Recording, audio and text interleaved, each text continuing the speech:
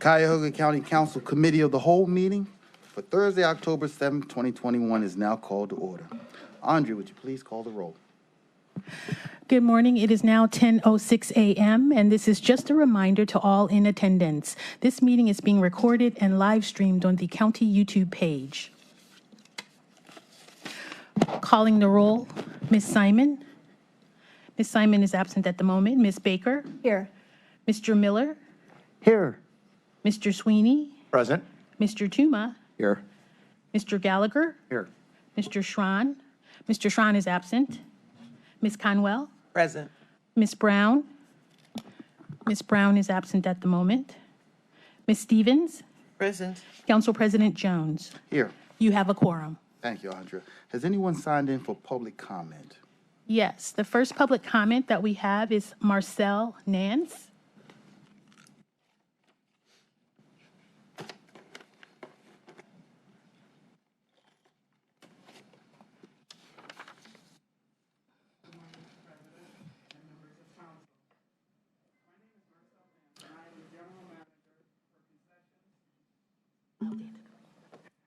Good morning.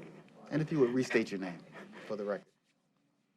My name is Marcel Nance, and I am the General Manager for Concessions and Premium Dining Services at Progressive Field. I work for Delaware North Sports Service, a leading provider of food and retail services in sports, serving fans in over 50 stadiums, ballparks, and arenas. The company also owns TD Garden and the Boston Bruins. As the operator of both the concessions and premium dining services at Progressive Field, we employ over 300 people this year and over 800 in a typical season. And we offer fundraising opportunities for more than 40 Greater Cleveland nonprofit organizations throughout the baseball season.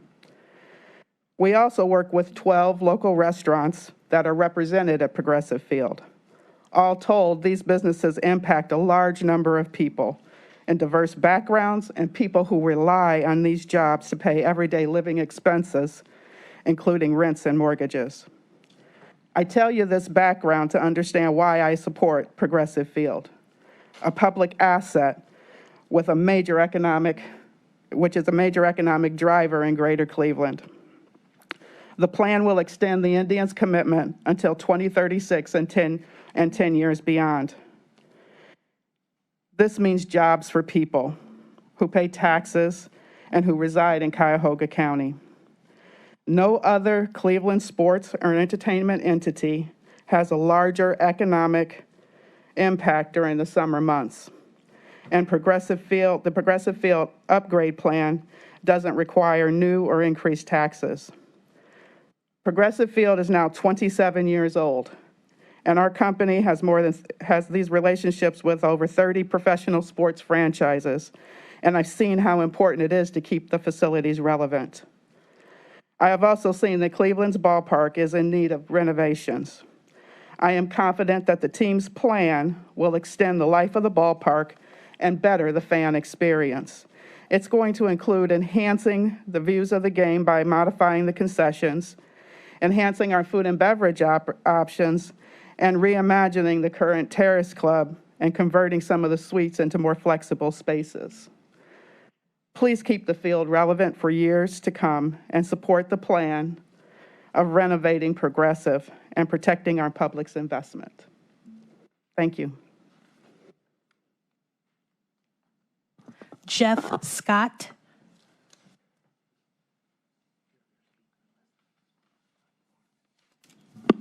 Good morning, Mr. President, members of council, and thank you for the opportunity to represent here today. My name is Jeff Scott. I'm the CEO of the Boys and Girls Clubs of Northeast Ohio.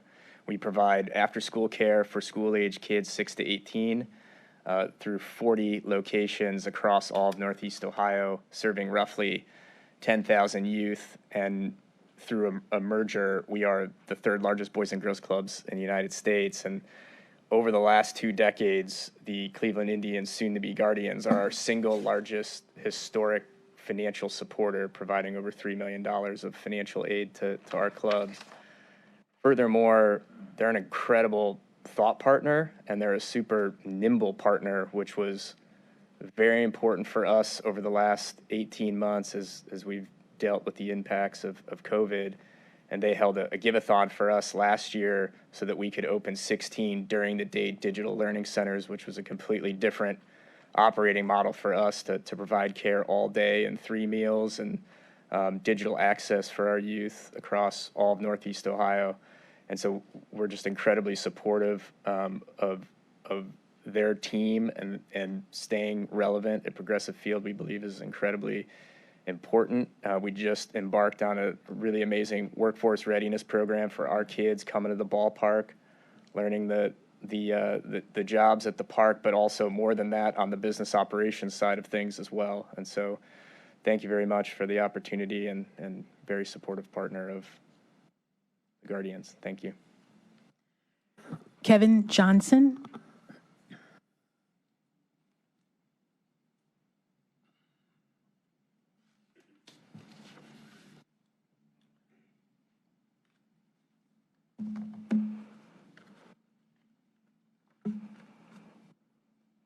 Good morning, President Jones, Vice President Stevens, and members of council. My name is Kevin Johnson, and I am either the owner or co-owner of several small businesses here in Northeast Ohio, including NextGen Interactive, which is our technology company, and then as diverse as Visiting Angels, which is a senior home care agency. I also have the pleasure of serving as the Council of Smaller Enterprises, COSE, their board chair. COSE is a membership-based organization which consists of over 11,000 small business owners. Together with GCP, we comprise the largest business chamber in the country. For decades, COSE has successfully advocated on behalf of thousands of small and medium-sized businesses across our region. Today, I'm here to express our organization's support of Cuyahoga County Council Resolution 2021-0219, which will provide needed upgrades to Progressive Field, ultimately ensuring continued economic growth for small businesses in the downtown area and the region as a whole. Also of great importance to the small business community is that we can accomplish this goal without raising taxes. At this moment, we face more than the typical economic challenges of the burgeoning Midwestern region. Those challenges, coupled with the massive impact of a global pandemic, require public and private institutions to work alongside each other in creative ways to sow the seeds of prosperity as we navigate these extremely turbulent times. I believe that's why we must protect the economic longevity and viability of Progressive Field, one of Northeast Ohio's most treasured public assets. Now more than ever, our downtown businesses are relying on foot traffic from Progressive Field and other venues to sustain their storefronts, maintain strong employment numbers, amongst other critically economic important aspects. It is estimated that the Cleveland Indians and Progressive Field brought more than 5.5 million visitors to Cuyahoga County over a 5-year period, and those visitors spent an estimated $1 billion within the local economy. This means locally owned shops, restaurants, and bars benefited from and obviously rely heavily upon the positive economic influence that Progressive Field has on our community. In fact, the data also shows that Progressive Field's economic impact within that same 5-year time frame resulted in more than 4,800 full-time and part-time jobs within each year Cuyahoga County, as well as $1.1 billion in cumulative labor income and $2.6 billion in cumulative output for the local economy. I think those bells are saying I'm out of time. Finish your thoughts, sir. Yeah. Okay. Feel free to finish your thoughts. I think sometimes that music in the award shows is preferable, but this is good. I think first of all, thank you again for the time, but small business here in Northeast Ohio feels as though this is extremely important. Thank you. Baju Shah.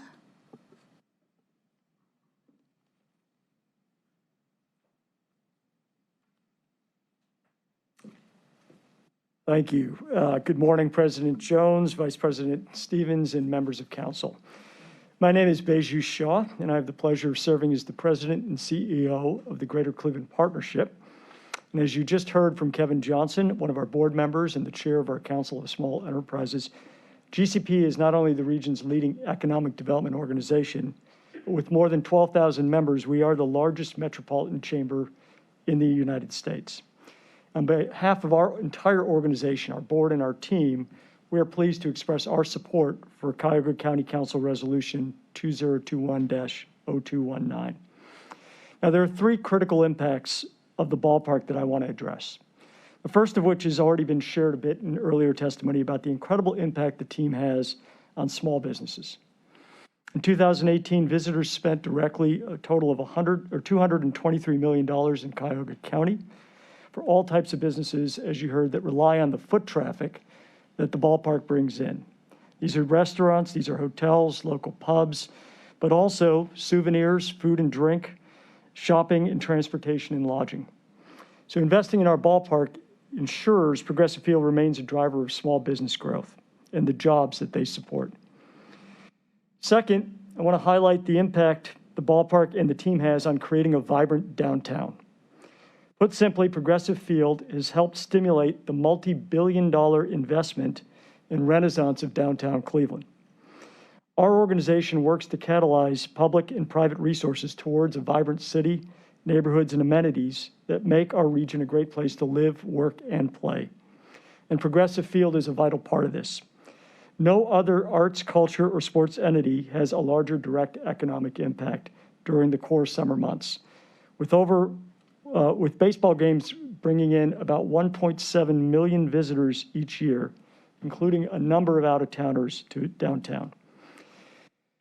Finally, I want to speak about the importance of having the success of baseball in Cleveland and the reputational impact that has for our region as a whole of being a major league community. Having a Major League Baseball team enhances our region's reputation in a competitive market for both businesses and talent. Again, it's about jobs. The overall proposed project, in addition to enhancing the fan experience, includes necessary funding for capital repairs, maintenance, and gateway operations. For our community, the challenges of the last year and a half have been tremendous, but we are lucky to call ourselves home to a public asset that is already playing a significant role in our economic comeback. This legislation ensures the team stays here through at least 2036, with the opportunity to extend it all the way to 2046. We are proud to offer our support for this momentous legislation, and we look forward to continuing our partnership with public and private stakeholders to help make our region one of the great regions in the Great Lakes. Thank you. Ivy Ardent.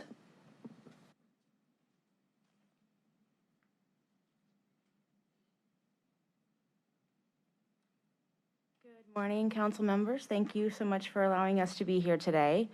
My name is Ivy Arndt, and I'm the Director of Sales and Marketing at the Hyatt Place Hotel in Crocker Park, which is obviously a western suburb. And I just wanted to share that the economic impact, certainly with visitors coming into the Cleveland area, does have a farther outreach than just the downtown area. Certainly as visitors come in, there's certainly a number of hotels in the downtown area where they can choose to stay, but there are some that choose to stay in the suburbs as well. So I think this project is very important to ensure the jobs, the hospitality jobs, which certainly have had a impact during COVID. So we definitely feel that the partnership that we have with Progressive Field is very strong, and we look forward to continuing that relationship and, again, the economic impact that it has even outside of the downtown area. So thank you so much. Tom Yablonsky.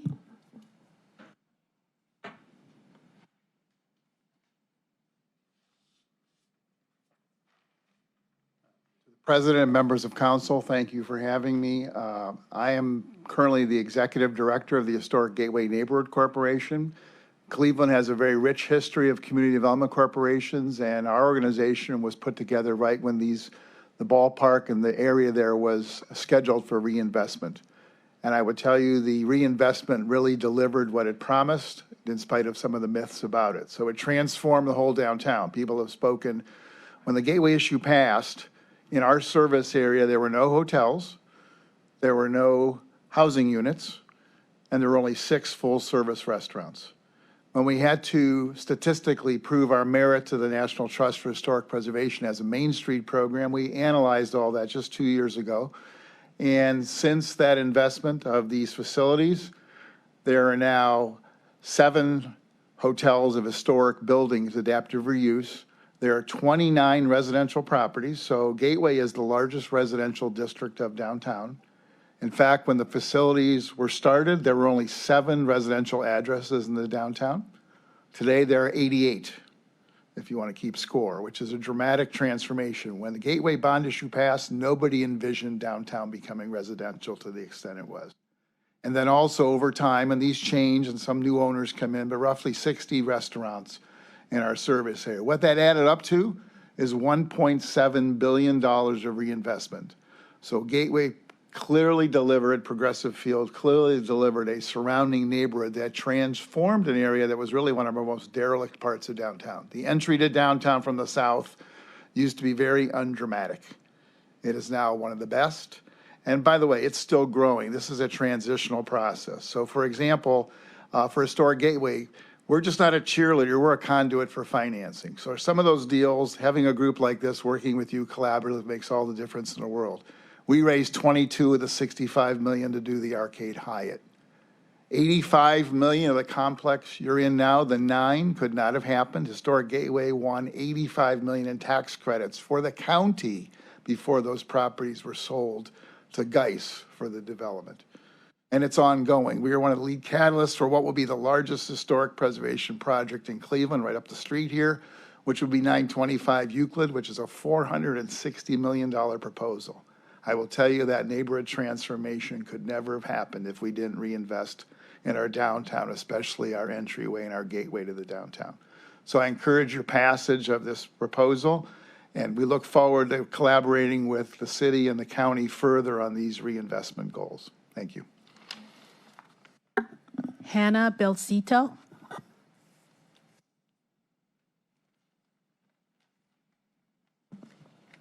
Good morning, Council President Jones, County Executive Budish, and members of County Council. I'm Hannah Belcito, Chief Experience Officer at Destination Cleveland. I'm here to express Destination Cleveland's support of the plan to improve and extend the life of Progressive Field, with proposed funding having no new or increased taxes for residents. Each day, Destination Cleveland focuses our efforts on attracting visitors to Cleveland and Cuyahoga County, and I can tell you undeniably that attending a Major League Baseball game in a dynamic ballpark is a reason visitors consider Cleveland as a destination. Prior to the pandemic, travel and tourism in Cuyahoga County was growing at a record-setting rate for 9 consecutive years, greater than the national average. The COVID-19 global pandemic decimated the industry, with Cuyahoga County experiencing a 30% loss in visitor volume in 2020. Destination Cleveland is poised to rebuild the industry to meet and ultimately exceed pre-pandemic success. Doing so will require a combination of steadfast support of our local hospitality industry and providing a desirable travel experience for visitors, which includes professional sports. Progressive Field has been and will continue to be a driver of downtown recovery from the global pandemic. It's also an important part of Cleveland's travel and tourism product offering. Research commissioned from Longwoods Travel shows that attending a professional sports event is in the top 10 activities that visitors choose to experience while in Cleveland. The percentage of visitors who attend sporting events while in Cleveland over-indexes compared to national averages. Given the desire of visitors to attend MLB games in Cleveland, it's imperative that the experience at Progressive Field is world-class, just as so many other visitor attractions. The ballpark is 27 years old, among the oldest MLB ballparks. Therefore, upkeep and renovations are essential. On the 6 nights that the games were hosted at Progressive Field, downtown hotel occupancy during the MLB playoff run averaged 95%. In 2015, over those same nights, occupancy averaged 74%. While in 2017, occupancy over those same nights averaged 70%. Such a high occupancy rate in 2016 increased the nightly rate for a room downtown and increased bed tax and sales tax revenues for the county. The combination of high occupancy and demand-inflated rates downtown is likely to have driven lodging demand and tax revenue to suburban hotels and municipalities in 2016 as well, all thanks to Progressive Field. Finally, I'd like to underscore the importance of public-private partnerships in advancing Cleveland as a destination city. In just the last 5 years, collaboration has illustrated that when we work together, we shine a bright light on Cuyahoga County and Northeast Ohio. The 2016 Republican National Convention, the 2019 Major League Baseball All-Star Game, the 2021 NFL Draft, and soon the 2022 NBA All-Star Game are examples of the success we can achieve when we work together towards a mutually beneficial goal. Thank you for your time and your continued collaboration. Tim Meyer.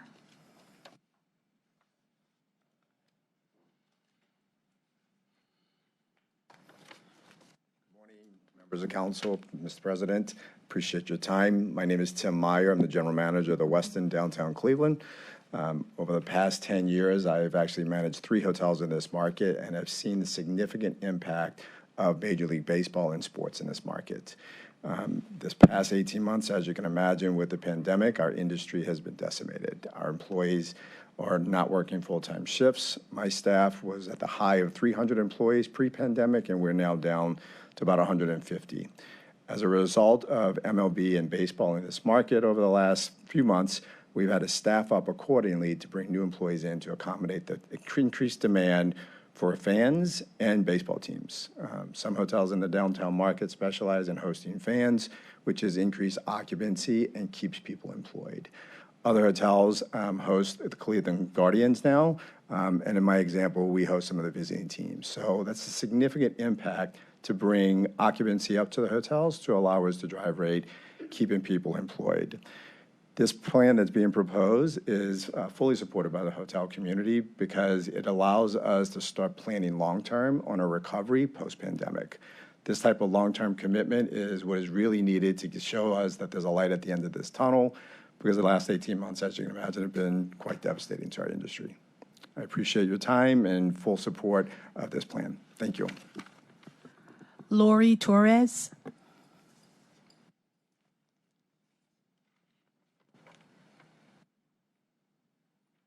Good morning. I'm Laura Torres, the owner of a 25-year-old legacy restaurant in downtown Cleveland's historic warehouse district. Thank you so much for hearing me this morning. Mallorca opened in 1996, and when we opened, in those last 25 plus years, we've seen a lot of changes in the city. Some of them, with each administration comes new goals and new plans for the city. But the one thing that has not changed is the Cleveland Indians' steadfast commitment to our city. As an independent restaurant owner and the president of the Cleveland Independent Restaurant Association, speaking on behalf of independent restaurants, I can tell you that COVID wreaked havoc on our industry, that the shutdowns, the reopens, the vilification of the industry, the shifting sands of regulation made it very difficult to do business. And when you couple that with the loss of the sports fans, there were a lot of empty seats downtown.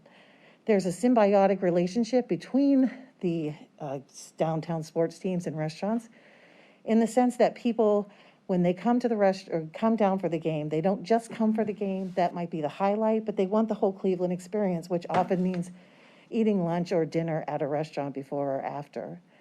There are 1.7 million people that come down every year for Cleveland Indians games, and when those people come down, excuse me, when those people come down, they spend money. They spend money in hotels, restaurants, parking lots, bars, and in a sense create jobs for people in those industries. And those people in those industries become the lifeblood of the city. I myself have dozens of employees, all who live in Cuyahoga County, most who live downtown. They take the money and depend on the income that comes from those sports fans to pay their own mortgage and to pay their own rent and to support the downtown and the restaurants and the businesses in their area. So the Indians the sports teams are extremely important to us. They really are kind of the lifeblood of our income, and we depend on them a lot. And when my employees spend their money in their community and in downtown, that creates revenue for not just the businesses in that area, but the county and the city through taxation. It is my understanding that there are no new taxes or increase in taxes to support this renovation. Myself, as a member of the public who own Progressive Field, I feel it is our obligation to make a commitment to the Indians and to the city by making sure that our stadium looks comparable, appearance-wise, functionality, to other cities that are comparable to the city of Cleveland, although there is no city like Cleveland. With that being said, I also believe that there's a commitment from the Indians to us to extend their lease as well. Thank you respectfully. I appreciate the support. Mr. Chair, we also received two public comment items that were submitted via email. The first is Boys and Girls Clubs of Northeast Ohio, and also the Executive Committee of the Destination Cleveland Board of Directors. And at that time, that concludes the public comment portion of today's meeting. All right, thank you, Andrea. And thank you to everyone who has presented today in public comment. The comments that are made do not fall on deaf ears, and they do certainly factor into the decisions that this body makes. And I'll say this. This is a $438 million dollar amount that we're looking at, and it is the largest that this body has ever conducted.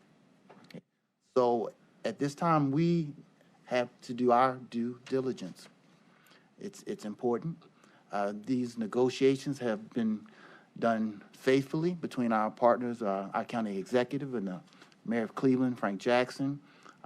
Again, our good partners with the Cleveland Indians. They were done faithfully, but with the highest degree of confidentiality. But that time has passed. It is now here in the public domain, and we must give it the proper consideration that it deserves. We have many questions, and this body will ask those questions. We need to keep in mind, and we've heard it in public comment, that this facility is publicly owned. It belongs to the residents of Cuyahoga County. Despite how it could be framed in any other way, we have a world-class tenant in our Cleveland Indians. And all have made their faithful, if I use a layman's term that the average citizen can recognize and understand, they are a world-class tenant and we are the landlords. And as landlords, we have a responsibility to take care of our property and our tenants, and as you've heard, the quote-unquote rent that is generated, it takes care of this facility. But with that being said, we have many questions that the public has that will be asked through us, and they will continue over the coming days to ask questions. We will not rush through this process. We have 3 committee of the whole scheduled, and we will take all the time necessary to answer all of the questions that need to be asked. With that said, we have several presenters. We want to give each one an opportunity to present. For this body, let's allow them the opportunity to complete their presentation, and we will ask each person the appropriate question for their domain. We will certainly have some leeway for any clarification questions in the midst of a presentation, but let's stick to the spirit of allowing them to express themselves fully. So at this time, I'd like to invite our first presenter to the podium.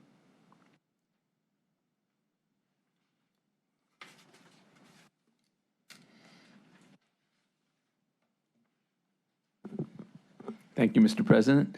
Thanks to all the council, Ms. Vice President. You might think we're here today about the terms of the lease extension for the Guardians at Progressive Field. But we're really here about the future of baseball in Northeast Ohio. Progressive Field is owned by the public. The Guardians are the tenants. We're the landlord. As the landlord, we have to keep up our public asset, and that's what we're doing. Though Progressive Field sits here in Cleveland, the team is important to all of us throughout Cuyahoga County.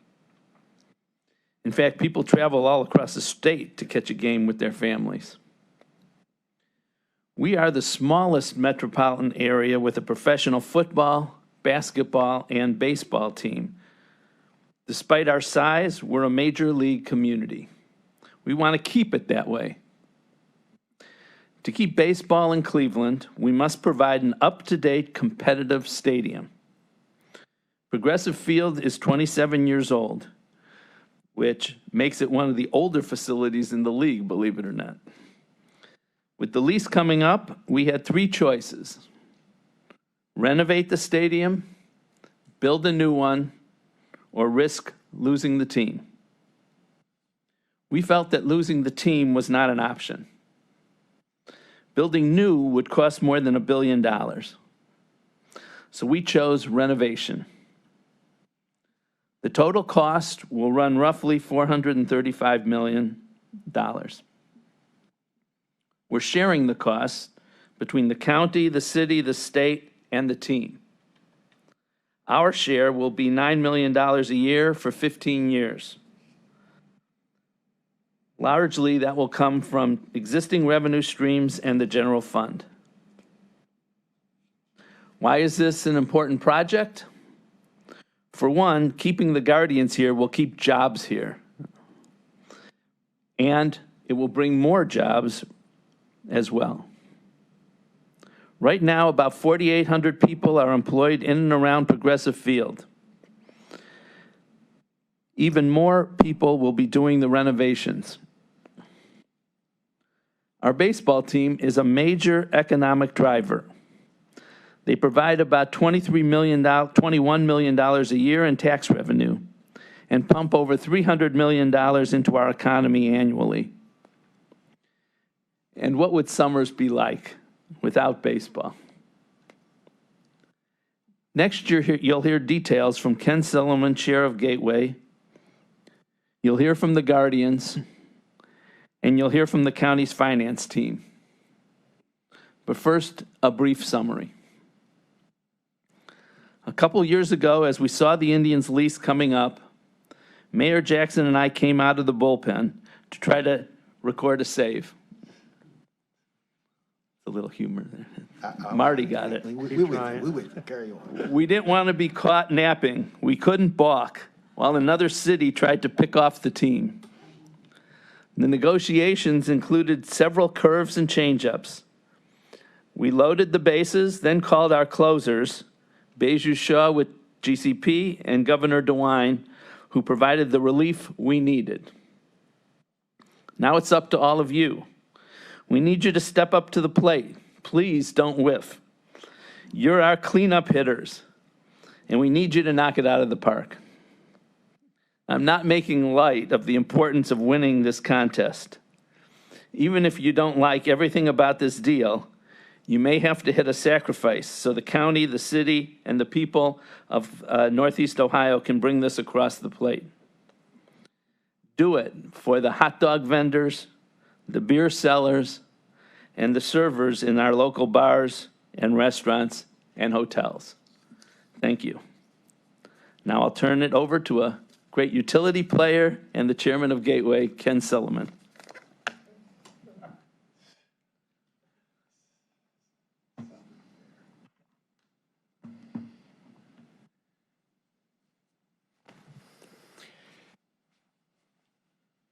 Good morning, Council President Jones and Vice President Stevens and members of County Council. I'm going to state right off that I cannot match the poetry of the county executive, so I'm not even going to try. But I am here to walk you through what we call the term sheet, which outlines the key elements of our proposed agreement, and I say proposed because obviously it's subject to your approval as well as the approval of Cleveland City Council. But before getting to the term sheet, I'd like to give you a little background about Gateway because that's important to understand exactly what role we play in this complicated arrangement. Gateway is a nonprofit corporation that was formed in the 1980s, and actually its previous name was the Greater Cleveland Domed Stadium Corporation. This was formed shortly after one of your predecessors, Vince Campanella, led a campaign unsuccessful to raise the property tax to build a dome stadium in downtown Cleveland. It's important to distinguish the Gateway entity that I and 4 other board members represent from Tom Yablonsky's historic Gateway Neighborhood Development Corporation. Think of us as kind of the core and Tom's organization as the neighborhood entity that pivots off the attractions in the ballpark. And as Tom indicated, we think that's been a successful partnership over the years. So Gateway, formed in the mid-1980s, was formed primarily to assemble the site for a new stadium. And this was completed by the end of the 1980s. And at that point, your predecessors submitted to the county voters the original sin tax levy. And the voters passed it in May of 1990. And at that point, Gateway's role evolved from a real estate acquisition entity to a landlord. Because as the 2 facilities, the ballpark and the arena, were constructed, Gateway was developing and ultimately leasing the 2 sites to the respective teams. So Gateway was then and remains today a landlord of the 2 sports facilities, the Progressive Field and what we now call the Rocket Mortgage Fieldhouse. Now, Gateway has no independent funding source. So, but it does have several $1 million worth of operating expenses on an annual basis. As you'll hear more about later, the solution to that was achieved with a lease amendment in the early 2000s, where the 2 teams agreed to jointly to split the operating expenses of Gateway.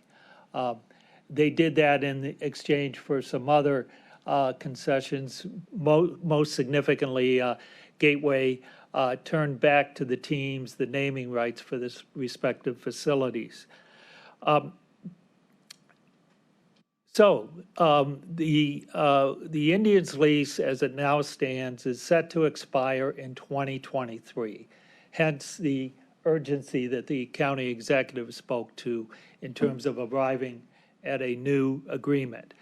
Ultimately, what we have presented to you is a 15-year lease that would commence in January of 2022 and continue through the end of 2036, 15 years.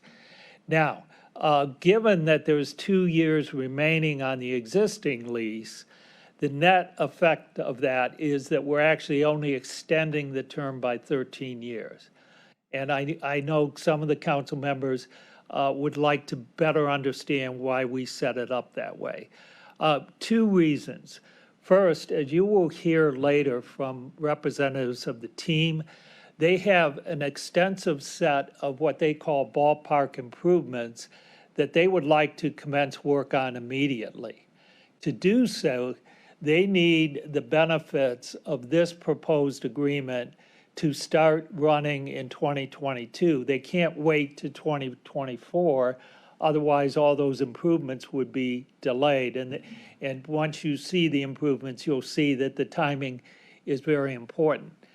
As far as why it can't go longer than 2036, several of the key funding sources that comprise the proposed agreement that I will review with you expire 2034, 2035, that kind of time frame. So we weren't in a position to extend those at this time, hence the 15-year term.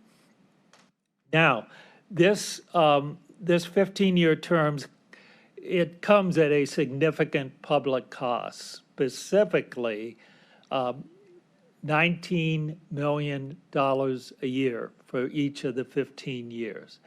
Now, that's comprised of about $9 million a year from Cuyahoga County, again, provided you approve the terms, $8 million a year from the city of Cleveland, and $2 million a year that Governor DeWine announced his support for back in August of this year.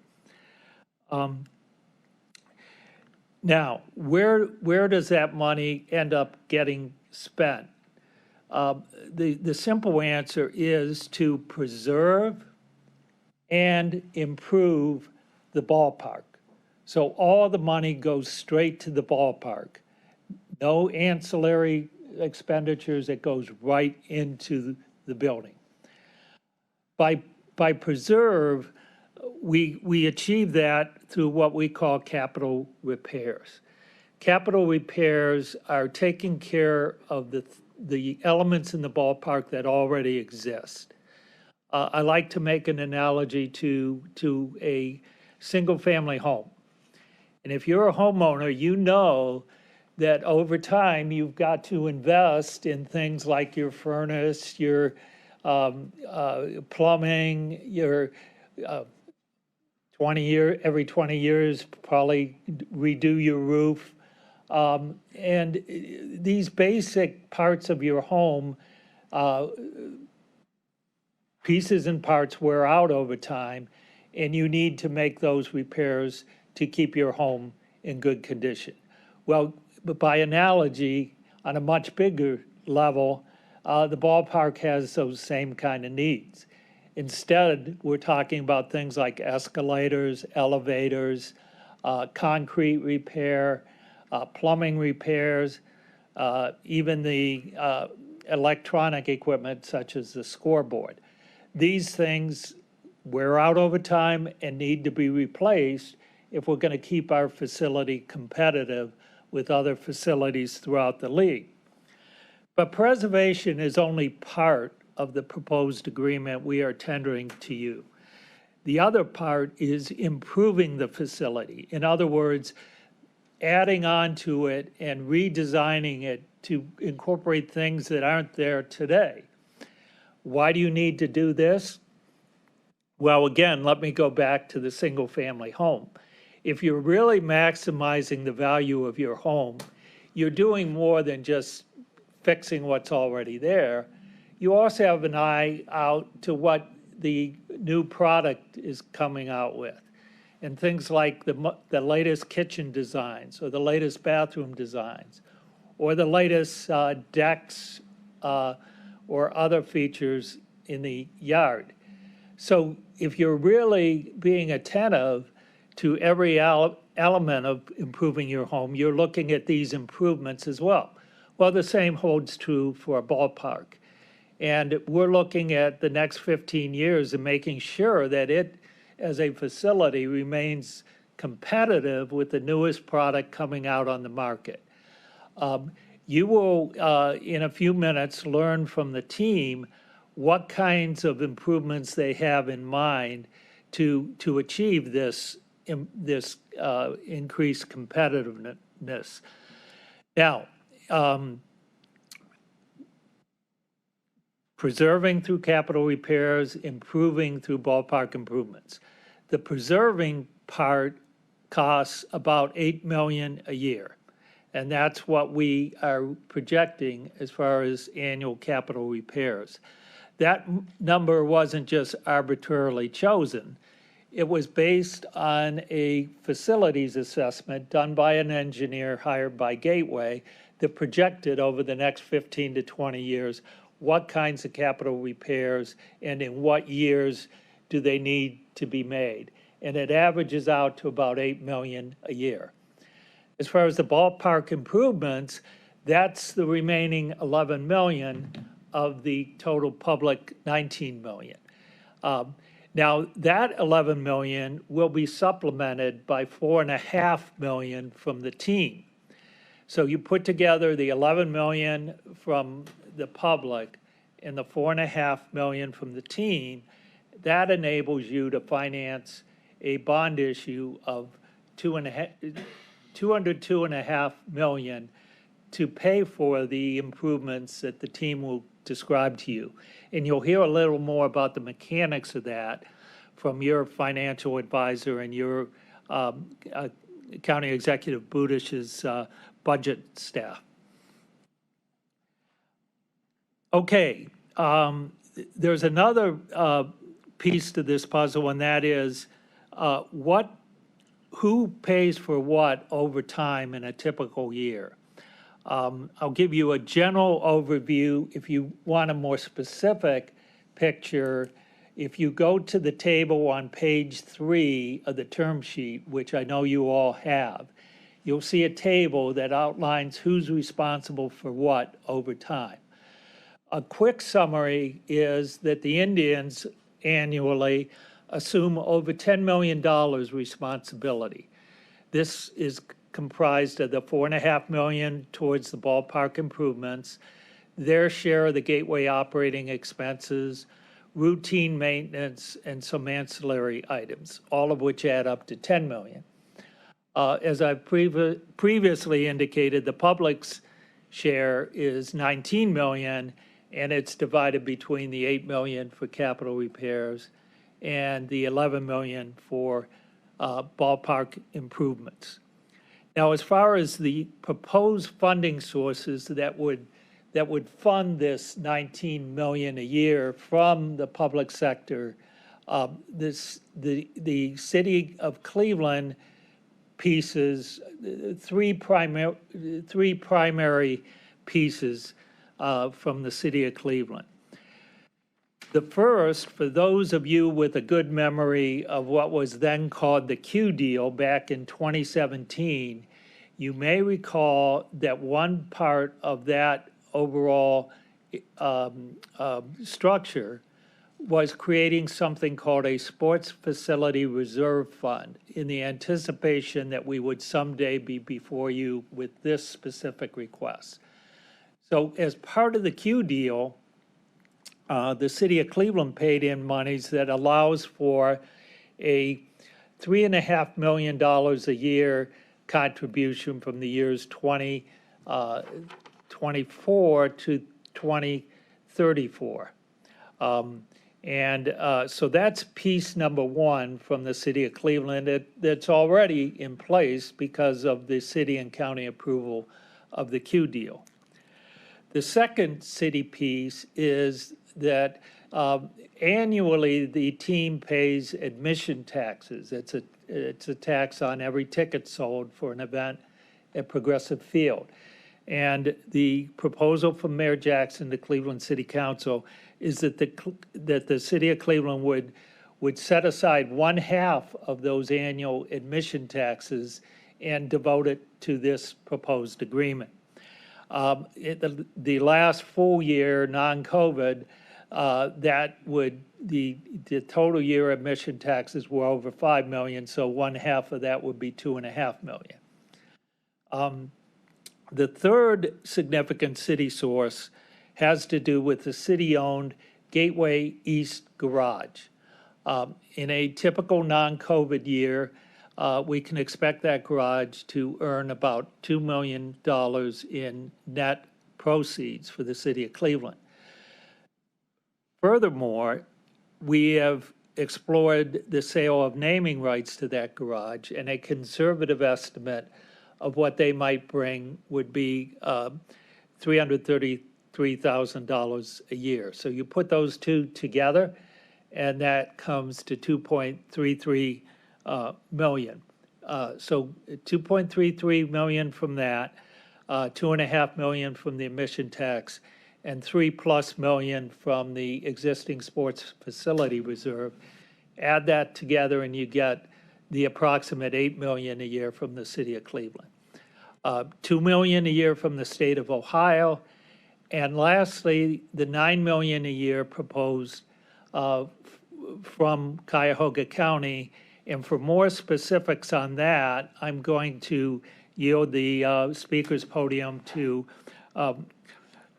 Michael Chambers of your budget office and your financial consultant, Bob Franz, and they will walk through the specifics of the proposed county contribution.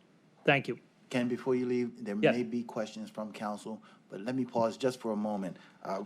The two individual resolutions, Andrea, I'm going to ask that you read both of them since we're discussing them. Just read them both instead of separately. Resolution 2021-0218, amending the 2020-2021 biennial operating budget for 2021 by providing for additional fiscal appropriation transfers, and cash transfers. And that was again for Resolution 2021-0218. For 2021-0219, authorizing the issuance and sale of one or more series of county sales tax revenue bonds in an aggregate principal amount not to exceed $202,500,000 for the purpose of paying or reimbursing the costs of reconstructing, refurbishing, renovating, upgrading, improving, and equipping Progressive Field, together with the appurtenances and work incidental thereto. Thank you. Are there any questions for Ken Silliman? Councilwoman? Thank you, and thank you for being here today. It's a fascinating topic to discuss. I just had a question on the syntax, and I know that you're a major part of how that is spent. So over the last 7 years, when the voters voted it in back in I believe I heard earlier, 90, late 80s, but really the part that the Indians started to receive began about 7 years ago. Is that about right? Through the chair to Councilwoman Baker, that is correct. So, and I thank you for your note on that to make sure I knew how the timeline works, so thank you for that. So over the last 7 years, how much did the Indians receive based on the total of what you had to disperse? Because you have three entities, not just the Indians and the Cavs, but you also have the Cleveland Browns. So was that, that total, I believe, was 55 million or 7.8 million a year over the last 7 years, from 2014 to 2021. Was that a fair share of 1/3, or do you decide each year how much each one of them should be receiving? Through the chair to Councilwoman Baker, it is not a clean 1/3. What I can tell you is that over time, those teams that are behind will catch up. And I'll try to simplify it in this way. The Browns have done no bond issues with their monies. So they just get a straight 1/3 allocation right off the top of the annual sin tax. And the sin tax has averaged about 13.5 million for those 7 years, after you deduct administrative collection costs. So 1/3 of 13.5 million is 4.5 million. So the Browns have accumulated approximately 33 million in that 7-year period, and will keep accumulating at that same rate, assuming that they don't do any bond issues, and will eventually, over the full term of the sin tax, which runs through 2034, they will have accumulated a total of about 93 million over that whole term. So they're about, a little more than 1/3 of the way in terms of collections. They're probably the easiest case. Let's take the Cavaliers. Where things get complicated is that the needs of the Cavaliers in particular, and to a lesser extent the Indians, for needed capital repairs that were overdue, really they suggested to the county that we need to do a bond issue to bring more value today to get those immediate improvements done.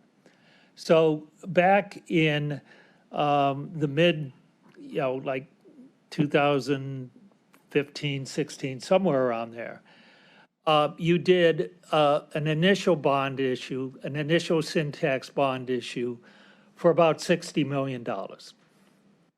And out of that, the Indians got about 38 million, and the Cavaliers got about 22 million. And these were based on kind of immediate projects that were defined at the time. Well, then came the Q deal, and a whole bunch of things that needed to be done at the arena. And the biggest of those was that the Cavaliers were basically gutting the arena and starting over in a lot of respects. If you're doing that, the last thing you want to do is close everything up without updating the HVAC system. So the Cavaliers came to the county and said, look, we've got like a $28 million HVAC project that it makes sense to do right now while the facility is under construction anyway. And so that led to Syntax bond issue number 2, which paid for that $28 million in HVAC and some other things that needed to be done at the arena. I think the roof was the next big repairing the roof. Ended up a total of about $40 million. At the time that bond issue was being evaluated, we at Gateway and county officials approached the Cleveland Indians and said, okay, the Cavs need some more bonding money. How about you? And the Indians' response was, no, we would rather, because when you do bonding, you pay interest, and that comes kind of out of your proceeds. The Indians felt by just awaiting the annual Syntax proceeds from the leftover, that portion of the Syntax that didn't go to the Browns and didn't go to the payoff of these bond issues, that's the way they would get their money. And so the Indians did not participate in that second Syntax bond issue.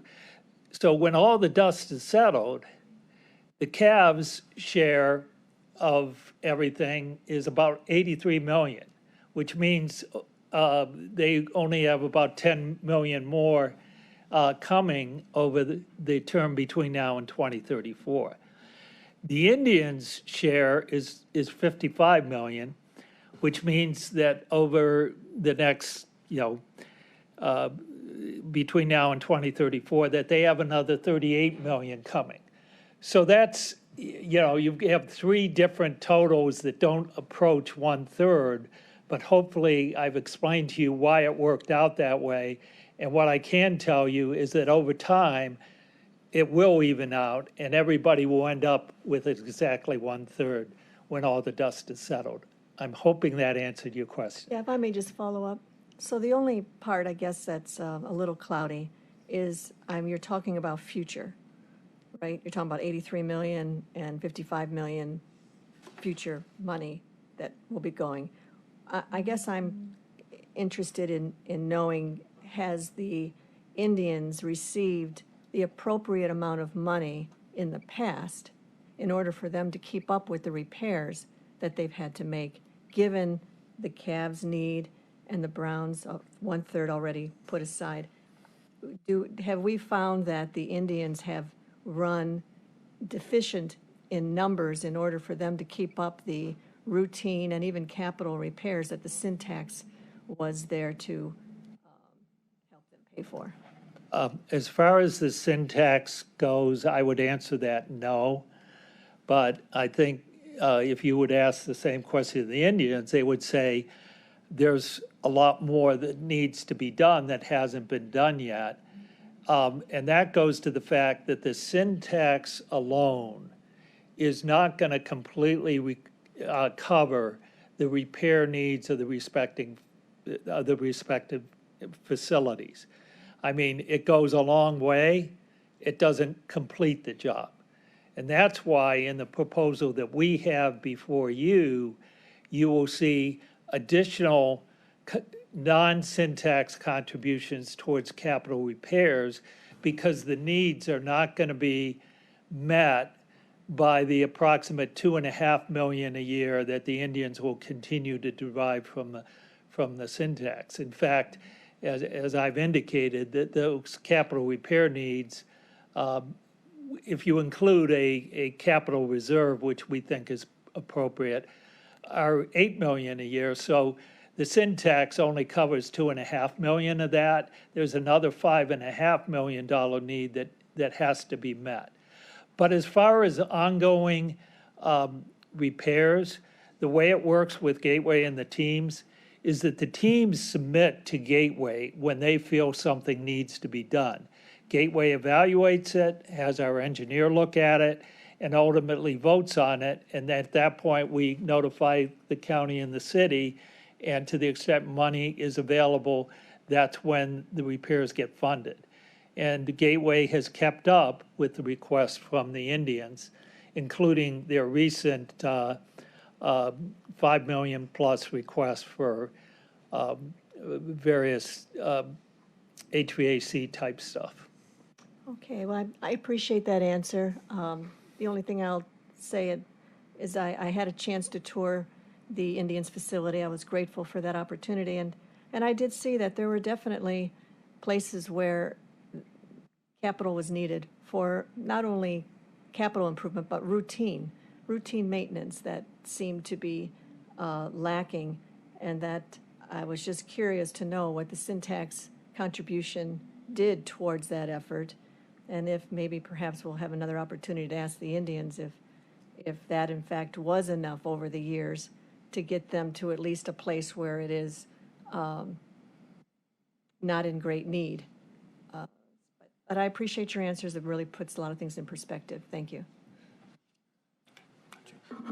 So Ken, you mentioned that obviously that this is a 15-year lease beginning at the end of this year, start of next year, overlapping the last 2 years of the previous contract. So I guess 13 years in total as far as extension. But at the end of this 15 years in 2036, is there an option to extend? And if so, who holds it? Yes. Cavs or? Yes. Yes, I'm glad you brought that up. There are 2 5-year vested options. And the options are in favor of the city and county. Here's how it works. The first 5-year option is if the city and county are able to make 2 commitments. Number one, in that additional 5 years to fund capital repairs to the tune of $9 million a year.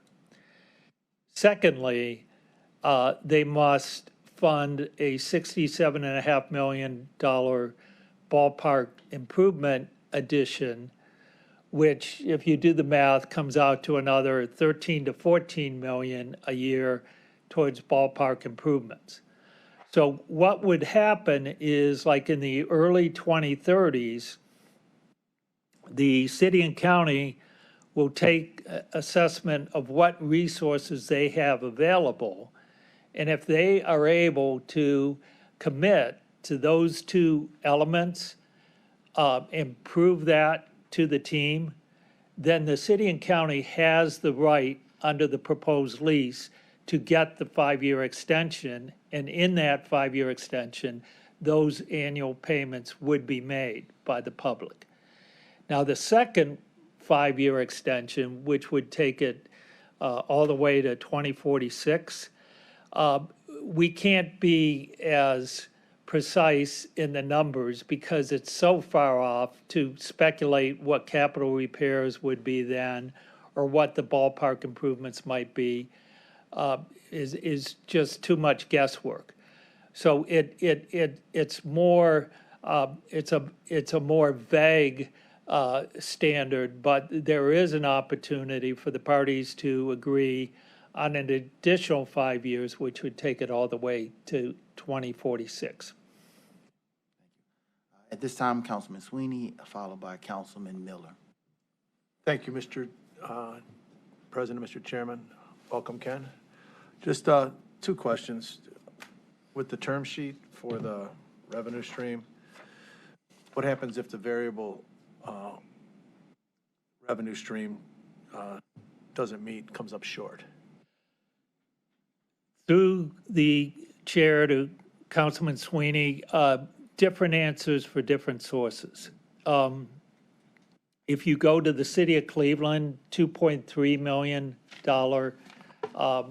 garage monies,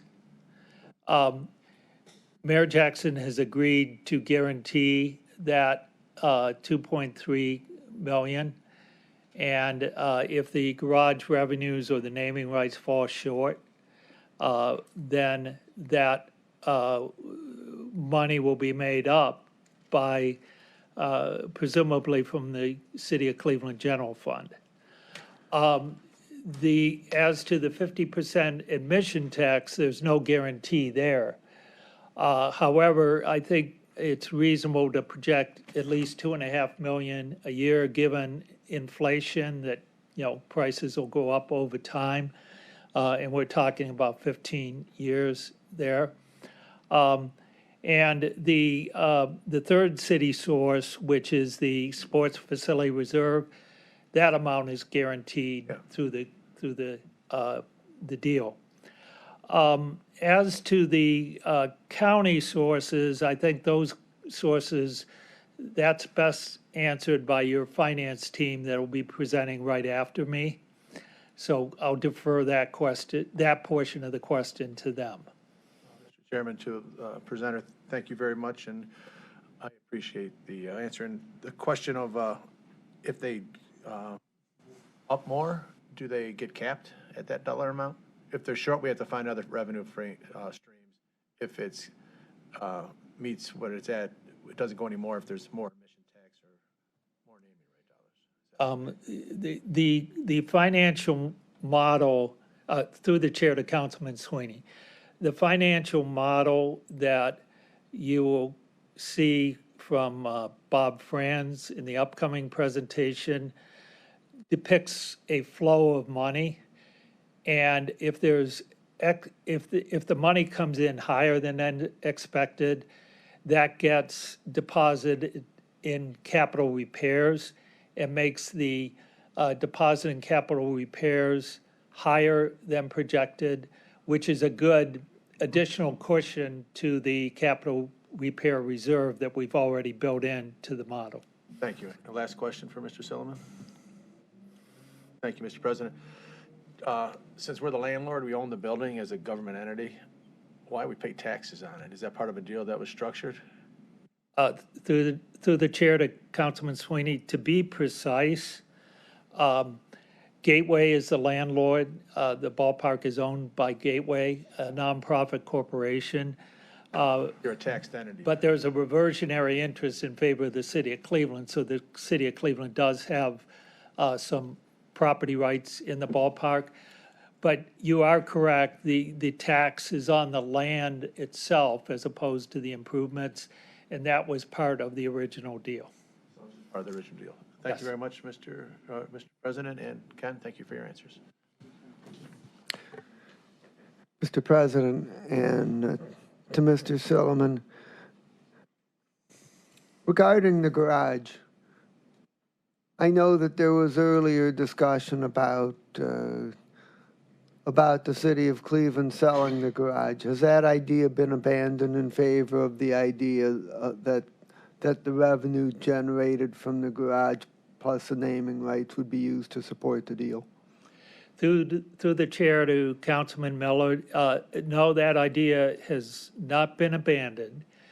You will see in the term sheet that the city of Cleveland is preserving, in favor of the team, a 2-year option to buy the garage for the sales price of $25 million. Now, if the Indians exercise on that, what will happen is that the city of Cleveland will deposit that entire amount of sale proceeds into the deal.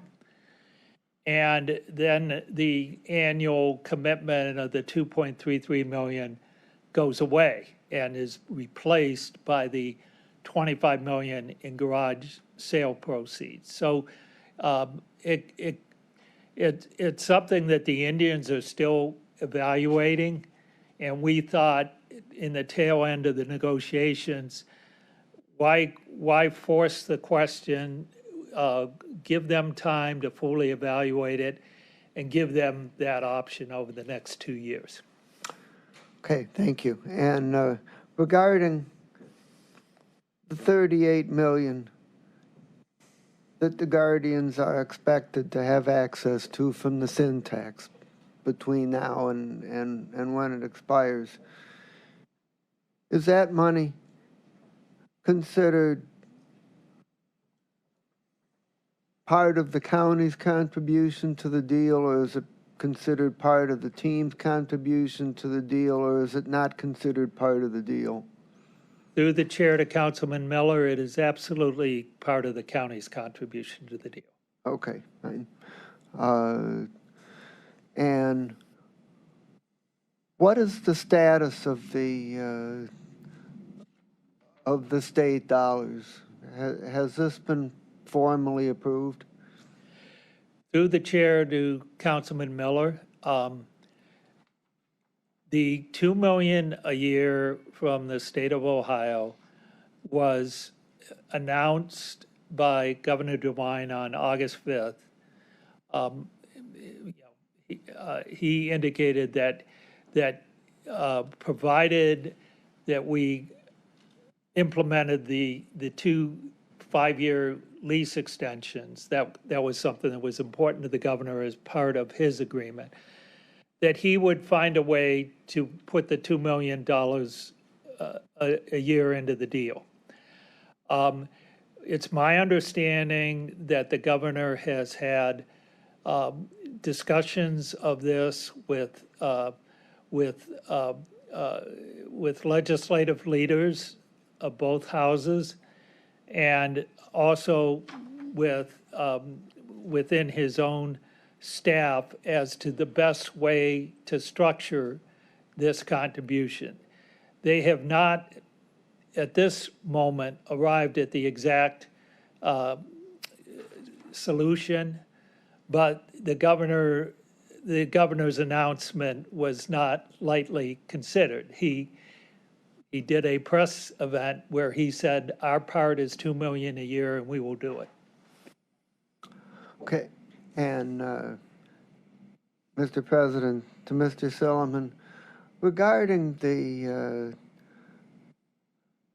second of the 5-year possible lease extensions, I would like to offer 2 ways that this could possibly be characterized, and I would like you to tell me which one you believe would be a more accurate characterization. And the first one is that we have a second option for a lease extension at the city and county's option, because of the fact that while the numbers required for the capital repairs and the improvements are not fully specified, the deal contains sufficiently precise language to determine how those numbers will be calculated, and therefore it's reasonably determinative. And the second way that we could characterize this is that because the numbers required are not specified and are a matter of negotiation, it would be more accurate to say that the second 5-year lease extension is a possibility based on mutual agreement by the parties. Through the chair to Councilman Miller, I'm only going to offer you my own opinion because I've not discussed this with either attorneys or anyone else. But I would lean towards the first interpretation because I do think that there will be in that distant year in the future a sufficient track record, and there will probably be at that time some updated studies of facility needs and latest ballpark improvement possibilities, that there will be a lot of data available to the two parties where they can extrapolate from the last 5 years and project forward for the next 5 years. So that's how I arrive at that, but that's just my opinion. So, Mr. President, to Mr. Silliman, what you're saying is that there's agreement that if the county and the city meet the requirements for capital repair and ballpark improvements for those 5 years as determined by studies and analyses then in place, that they have the option to do the extension. That's what you're saying? That's my opinion, yes. Okay, thank you. Thanks, Mr. President. Point of clarification on the garage, the east garage. I'm visualizing the one right by the stadium. Is it also shared by the Cavaliers? To the chair. When Gateway was constructed in the early 90s, the city of Cleveland financed two separate garages.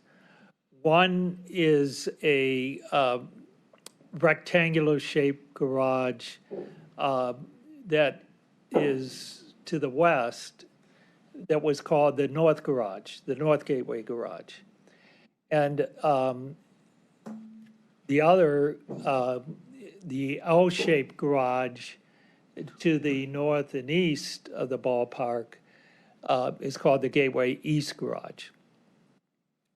The Gateway North Garage was sold by the city of Cleveland to the casino back in 2012 or thereabouts.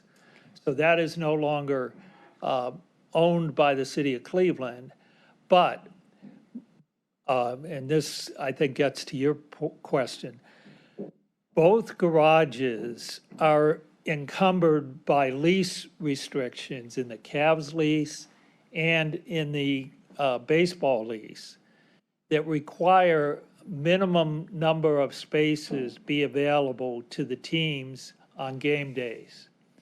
And those restrictions survive any sale. So when the city sold the North Garage to the casino still has to honor those space requirements for the two teams in the North Garage. If the city sells the Gateway East Garage to the baseball team will take that deed subject to a restriction that the Cavaliers spaces be preserved. So, and the Indians space requirements become moot because they're now the owners. So the important point is that on both garages, the garages from day one were subject to, you have to reserve X number of spaces for the Cavs and X number of spaces for the Indians for each game day of either the Indians or the Cavs. And those restrictions, survive any sales of the garages. Does that answer your question? Give it back to you. Dan Gilbert owns the casino and is the owner of the Cavaliers, and he now owns the North Garage. Yes. Were the Indians operating or have any lease agreement in the North Garage? Yes. And they still continue to have Yes. that? Yes. We now offer the Indians the opportunity at $25 million to own the other garage where they might have a parallel relationship between both garages potentially. Correct. And Council, Quick, because I know we're short on time. What is the age of the ballpark now? 27 years. 27, and then we're going to go another 15. Ideally, another 25, but Okay. a minimum of 15. So that's where my question goes. We've been hearing for other facilities, even outside of ballparks, that they age, and we need new and better technology, and any concerns about extending the lease 15 years and then perhaps another 5 to 10 years, bringing that ballpark to a 37, 40, over 50 years old of a facility, that we can still be competitive in what we offer? Through the chair to Councilwoman Baker, Fenway Park in Boston and Wrigley Field in Chicago are both over 100 years old. And they are proof that if you invest appropriately, that you can extend the life, for a significant period of time. So I think, and then it's true that those are both privately owned facilities, but if you go to Lambeau Field, the home of the Green Bay Packers, that was built in the 50s, and it's still in very good shape today. Okay, that's good. I hope we hear that in 15 years. Yep. One last quick question, just to be clear. Gateway will have to approve all the expenses coming out of the major capital repair fund, right? That is going to continue to be your role. Through the chair to Councilwoman Baker, yes, that will continue to be Gateway's role. And will there be a reporting requirement that you give both to the county and the city on how those expenses are spent? Through the chair to the Councilwoman, that exists today. In other words, whenever Gateway approves a major capital repair, our staff sends a letter to the county and to the city notifying you of that, and that will continue. That will continue with the details attached. Yes. And finally, will the team's contributions be tracked also as part of this deal? Through the chair to the Councilwoman, the team's contribution will take the form of a private bond issue, which again will be described more particularly by the upcoming speakers. But yes, it will be tracked as part of the repayment stream for that bond issue. And how those funds were spent? Yes, yes. Thank you, Chair. I appreciate it. You're welcome, Councilwoman. Thank you, Ken. At this time, let's allow, we still have a full roster of presenters, so we can continue to ask questions, and you have lifelines. If any of our colleagues' questions are not for the person at the podium, feel free to step in as appropriate. Thank you, Ken.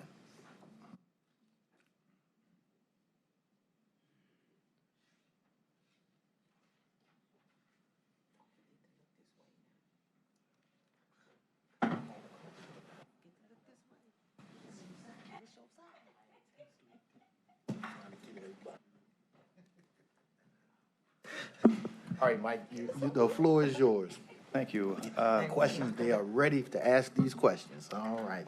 Well, first, I'm here on behalf of Director Parfiowicz. We're here about the $5.2 million appropriation, which is the item on the agenda today. I do have a presentation that we'll pull up that will incorporate that $5.2 million. I think all of you have it by now, or you will see it. I try to simplify this as best as we could. But on the left-hand side, we've identified all the monies. But on the right-hand side of that, you'll see the boxes, which are existing dollars that we already have, we're already taking in, and we'll continue to take in, versus the one-time or new, as we like to call them, monies. So once again, the $5.2 million you can see is in the bottom box under the county upfront one-time contribution, and it's marked new, and that's what is on the agenda today. Above that, now going back to the very top, $2.5 million right now is our estimate of new money going forward to make this deal happen on behalf of the county. These other funding sources are anticipated. Obviously, the bed tax has suffered a little bit in recent years, as we know, because of COVID. But when we get back to pre-pandemic levels, we anticipate to exceed $3 million a year. And that'll be our portion that'll cover it, and that's why it's marked as existing. The sin tax is the same way. We're anticipating to continue with that $2.5 million, and hopefully it continues to be a little bit higher as it has been in the past. ideally, on the general fund's $2.5 million, our goal is, even though we have it marked as new, is throughout the years, if we can start finding other operational needs to go ahead and incorporate that and absorb that, we will. Otherwise, we're going to mark it as general fund for now, because that's what it is. On the bottom, you're going to see, once again, the one-time funding. We have built up $2.1 million in the bed tax since it was incorporated there, the new one in 2020. And that's the balance that we've incorporated over the last 2 years, including today, 2020, 2021. And the Sports Improvement Facility Fund back in 2017 still has a remaining balance of $2.5 million, which is county money, which we're incorporating into this deal. And again, we have a remaining Syntax balance of about $2.1 million.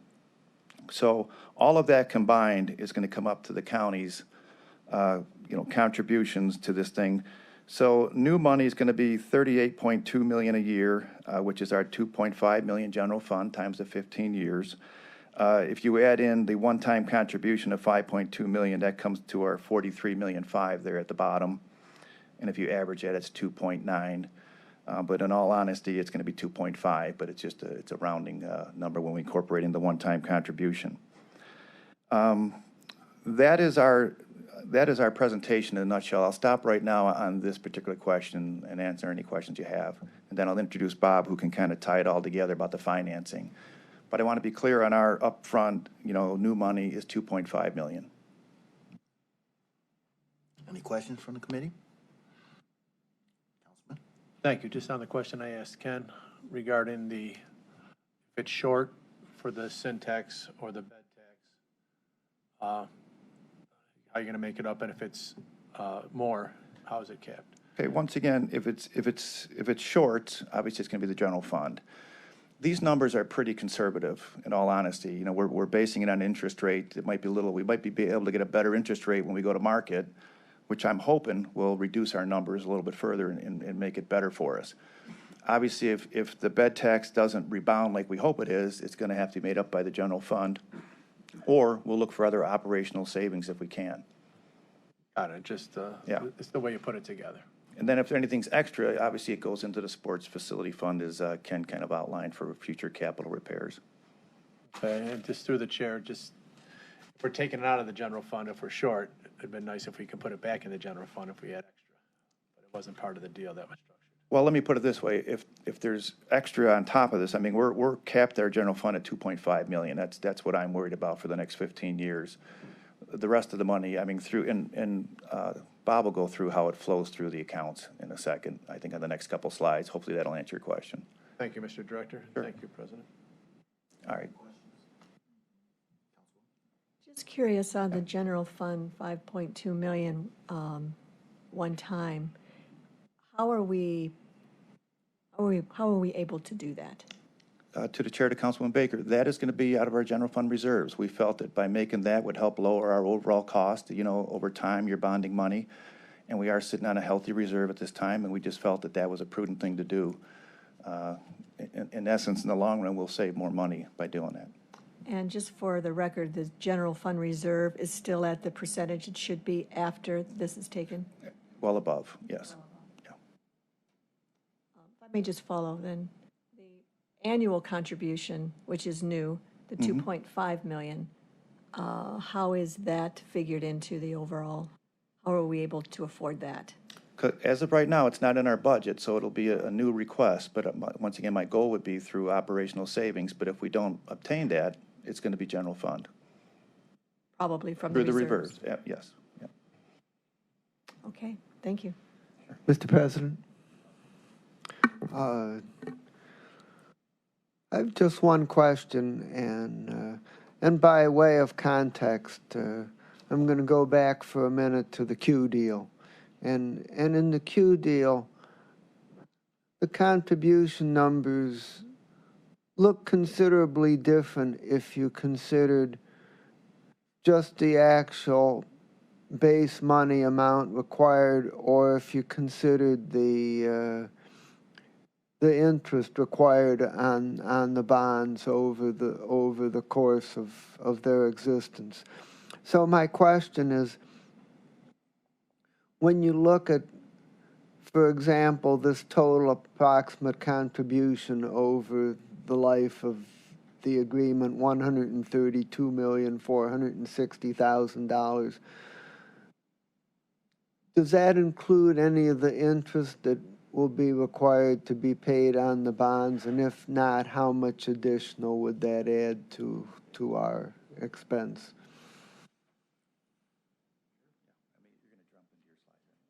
Yeah. Good afternoon, everyone, council members. Councilman Miller, to your point directly, the 132,460 is the total contribution from the county, and is the approximate total contribution from the county, which will fund principal, interest, and capital repair deposits. So we're looking at that as an all-in contribution number from the county. Okay, thank you.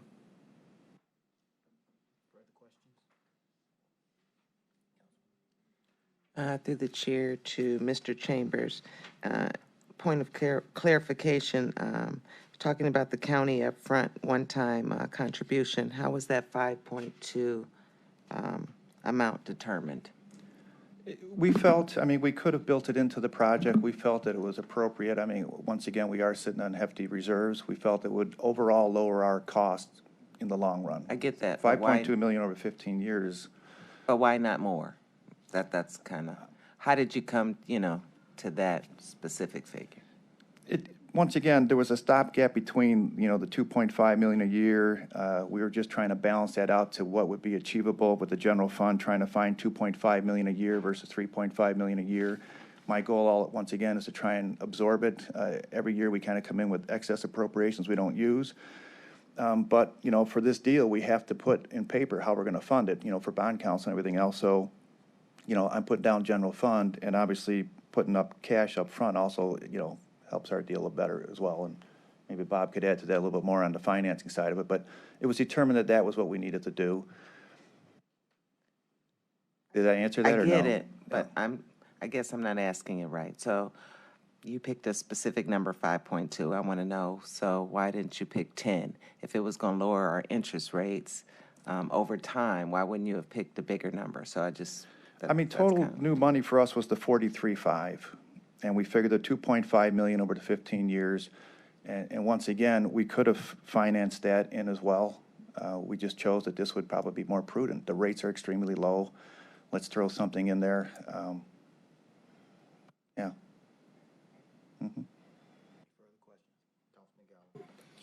Mike, the healthy reserves in the general fund don't include the CARES Act money or any other federal monies that were delivered to us? The current has previous. Our new budget that's being proposed to you has zero CARES money involved in that budget, for the new budget. And healthy equals how many dollars? Geez, I want 170, 169. Thank you. Baker. Just to follow up on that, there was a reimbursement factor, wasn't there, that we were able to replenish what we lost through the CARES Act that gave us those reserves? Two different questions. Obviously for for last year, the way the CARES money was allowed, we were allowed to, use it for our personnel. The ARPA money is a little bit different. Right. Once again, in our current budget that was submitted to you, I believe, yesterday, there's absolutely no CARES money included in that. This is all revenues and expenditures, so we're not incorporating any CARES money. How about the American Rescue Plan funding, the 200? That's what I'm saying. That's not included in the budget. We operated, our budget we submitted to you is the current revenues and the current expenditures, not including anything with CARES. But the CARES and the I'm American... sorry, the ARPA. I apologize, the ARPA. Okay, thank you. Sure. So we have a couple more slides. We'd like to kind of bring it all together, hopefully, and I'll let Bob try to wrap that all up. Okay. There we go. Okay, so, council members, for the record, Bob Franz, Managing Director at Stifel, I'm the county's financial advisor. So when we're talking about the $202.5 million for the project and the bonding to fund that, and then all of the different revenue sources coming from the county, the city, and the state, how does that all flow? And how do we, one, pay the debt? And two, how does it get to capital repairs? How is that governed? And this was my attempt to put that all together visually without including a ton of numbers. So I'll walk you through it, and I think once I walk through it, it'll be pretty easy. And again, this is the public funds only. The next slide will include the team portion. So, and then it will really all come together. Right there, you have the county resources and the city resources. And Ken described the city resources. Mike just described the county resources. So every year, those will come into an account, and it'll be held at Huntington National Bank. They are the trustee under the sales tax revenue indenture, so all money goes to them. It will be deposited into a fund to first pay debt service on the bonds that are issued. And essentially, anything after that, which we're hopeful will include about $1.6 million to about $2.5 million a year or so, will then be deposited to the capital repair, which is that little dotted line. So after debt service is paid to bondholders, all money then flows down to the capital repair. In addition to that flow into the capital repair, the way we have this structured now is the excise tax to the sin tax flows directly into that capital repair fund, as well as right now we have the state money flowing directly into that capital repair fund. The capital repair fund is really important, not only in terms of the deal, but in terms of how it gets accessed, who has reporting requirements on it. So everything's very transparent. And keeping that there at Huntington Bank, even that form, requires essentially that the county sign off on each and every disbursement out of that fund. So that will come through the gateway process to the county. The county will approve it, send the request over to Huntington. Huntington then makes the disbursement out. So all very rigid, very structured, and that's very diligent and prudent. So that's kind of the overall flow of how all this money flows annually. And if there's any questions, I'll take them. But then I'll put up the next one, which factors in the team portion, which will help as well. Councilman Miller, do you have a question? Mr. President? Yes. My question is, where does the ballpark improvement money figure in? So the ballpark improvement money is also held, will be held in what is called a project fund at Huntington under the same trust indenture. And since it's in that fund, it's a trust fund. It's held there. When the team makes disbursements against that, it's got to go through Gateway, comes to the county. County approves it, goes to Huntington for disbursement. But again, that fund is also held within the trust under the county's name, with Huntington supervising everything as the trustee.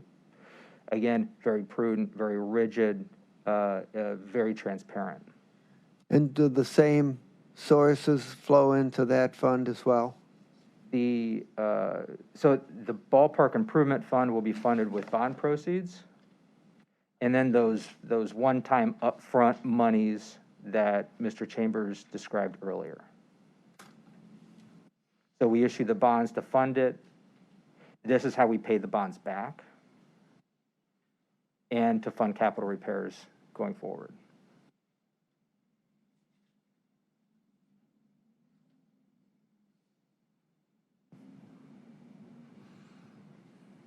Good. Okay, so all I'm doing here is layering in the team portion, and it's all outlined in red. So that's the new portion here. So the team will have a lease with Gateway, Included in that lease, it will be called two types of rent payments from the team to Gateway. One is called BI rent, that's ballpark improvement rent. The other is called CR rent, capital repair rent. Not too inventive, but it gets the point across. BI rent goes to Huntington, again, to fund debt service. Now, the team has agreed to fund their portion, and this is how it gets paid, very similar to the Cavs structure, where they pay rent through the lease. So if they don't pay their rent, they're in breach of the lease, et cetera. Then they'll pay about $650,000 a year or so, plus or minus, in capital repair rent, so CR rent, going directly to the capital repair fund. So that's kind of how the bonds get paid, how capital repairs are deposited, how the capital repair money is deposited, and kind of how that works on an annual basis. And that's all I have right now. Thank you. Any questions? Just very Yes, briefly. Councilman Sweeney. Thank you, Mr. President. When you say it has to get approved by the county for the capital repair sequence, what's the definition of approval? Ken said it was a letter. Is it council approval? Is it administrative sign-off? Just so I can clear understanding of it. Thank you, Mr. President. To the chair, to Mr. Sweeney, those come over, once again, we get a request. Okay. The request is obviously authorized by Gateway. It comes over to our budget OBM, and I physically sign every one of them. Thank you. So I'm it's the one that's administrative over- approval. Yeah. Thank I you give very it back, much. and then we give the instructions to wire the money. Perfect. Thank you for letting me fill myself in a little bit more. If you said I didn't hear, what does the BI and the CR rent stand for? Yeah, BI rent, ballpark improvement rent. So that's rent to pay debt service on the ballpark improvement funds. And then CR rent, capital repair rent, deposited directly to the capital repair fund. Okay, thank you. Councilwoman? Thank you. Just curious, the 2.5 million that we're going to try to find out of general fund moving forward to help pay this debt, is that dependent on the 0.25% sales tax that will be expiring in 2027? Are we going to hear that we need to continue that based on what it is that we've made a commitment to today? No, this entire deal, and I know the executive has said that has nothing to do with that going on. I'm being optimistic that I can find this hopefully somewhere, but I mean, for all purposes, we have to put down general fund, that's where it's coming. And as I stated before, hopefully we get a good interest rate. You know, our credit worthiness is really well, so we're hoping that these are high, and that's what I'm hoping as well, so. So if it drops off, it does not impact. If it's used for another facility purpose, we are not dependent on any of those dollars, whether it stays or whether it goes. I'm not sure I understand that question, maybe I missed The it. 0.25% tax that drops off in 2027, we are not at all, whether it goes to facilities that we may want to keep it for that, or whether it just drops off. That's a whole different conversation, but for this conversation, it has nothing to do with this deal. Okay. Yeah, okay. Mr. President, what's your best guess as to when the actual sale of the bonds would take place? We're looking by December. We would like to, obviously, we need approval of everybody, City of Cleveland as well, to move forward. Do you have better dates? Yeah. So by the end of the year, we want these done. Thank you. Another question? Thank you. Please. All right, thank you.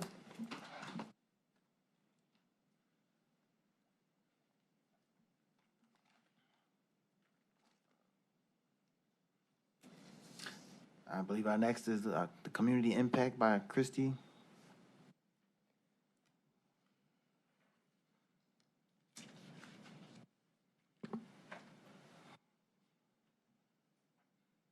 Morning, Council President, council members. Thank you for having us. And I'm you the would first. State your name. I did not want to chop your name. No, that's okay. I'm Christy Corpheus. Yep. I work for the Cleveland Indians, soon to be Guardians, in business strategy and analytics. I'm also from the area, and I boomeranged back to work for the team about 7 years ago.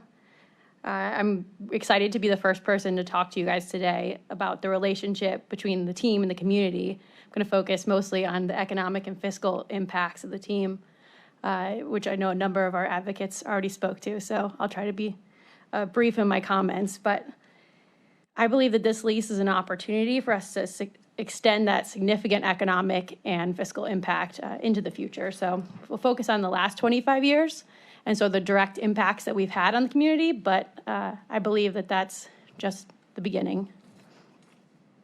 So having a ballpark in downtown Cleveland is a magnet of economic activity to the area. As you guys know, we host 81 games a year in the core summer entertainment months and draw 1.7 million visitors to downtown Cleveland. When they visit, guests provide a substantial cash infusion. They patronize local pubs, restaurants, hotels. We bring foot traffic to the small businesses downtown. And all of that means jobs, not just in the ballpark, but in those establishments that we've talked about. No venue in our area provides more foot traffic for the downtown area in the summer. It's far and away the Indians that are contributing there. More than visitors, having the baseball team in Cleveland means bringing money into the region. Now, I'm going to focus a little bit just on the direct impact of having the team here, so sort of the spending that we can directly track back to the team instead of going into economic multipliers, economic impact, indirect sort of effects of having the team here. So I want to keep things really tangible for you. In total, the Indians spend $108 million directly in the community every season, which creates and retains jobs in our community. On vendors and procurement alone, we spend 76% of our local spend in Cuyahoga County. That's $25.5 million a year going straight to small businesses and vendors in the community. In addition, the 1.7 million visitors to Progressive Field spend roughly $215 million annually in Cuyahoga County as they visit. All of this activity generates significant tax dollars too. And again, I'm just going to speak about the direct tax impact of the Indians here. But on an annual basis, we believe that we generate $12.4 million for the city and county in tax spending, a portion of that reaching the county as sales tax, hotel tax, and property tax. From a tax perspective, 2020 is a great example of the impact of the baseball team on the Cleveland and Cuyahoga County community. Taxes dropped by 85% in 2020 without the visitors to the baseball stadium, from roughly 10 million down to only 1.4 million. All of that direct spending creates jobs. We believe that there's 4,800 roughly jobs that are created both in the ballpark and around the ballpark from that direct spending. That makes us an important part of the employment picture in Cuyahoga County. The Indians are also just a major employer ourselves in Cuyahoga County. We employ 1,680 workers directly, and 70% of them live in Cuyahoga County. We have broad representation across your districts. I know that this map is a little bit of an eye chart, but I hope that you have it to look at because really across the county broadly, we see the impact of Cleveland Indians employment. I've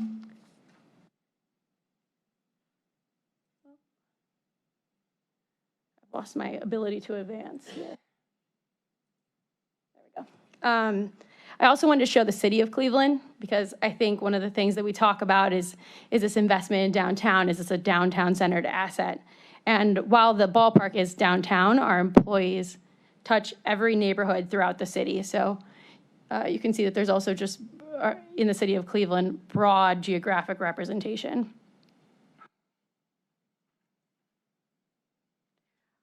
Our organization is also committed to representing a diverse range of Clevelanders in our employment.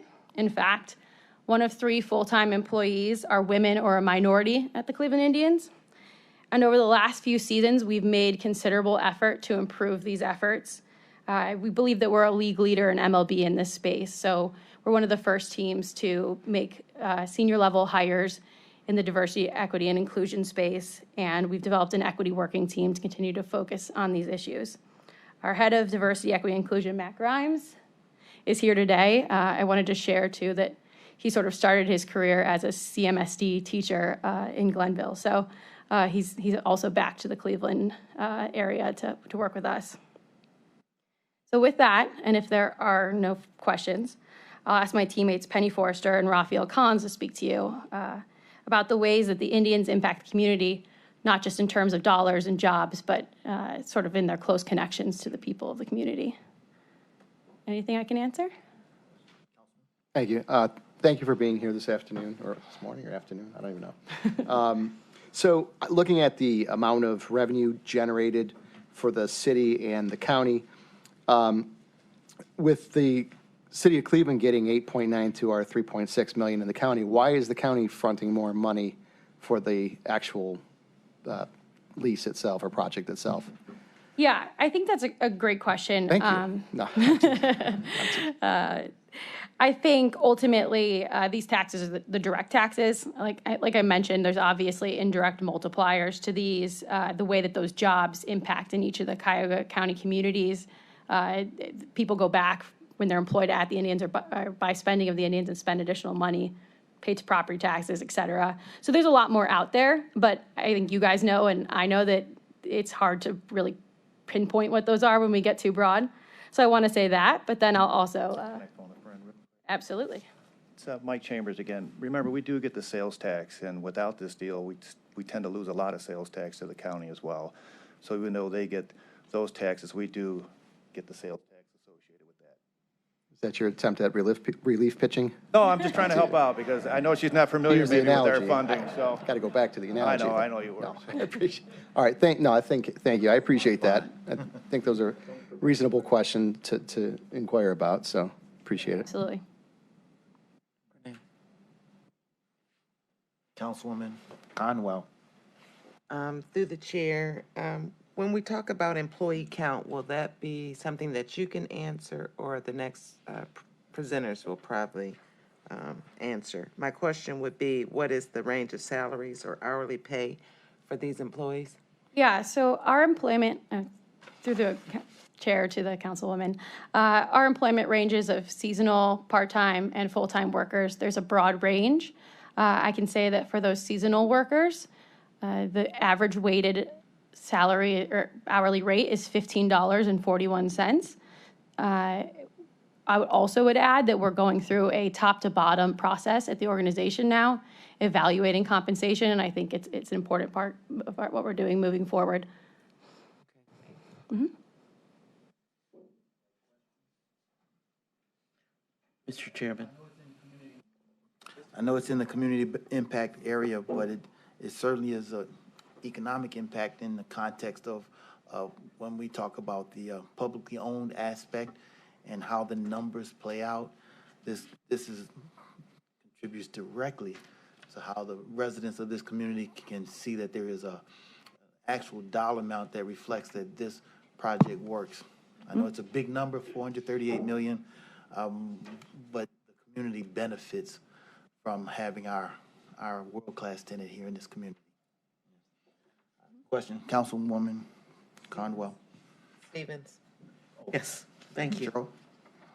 What is your payroll in Cuyahoga County?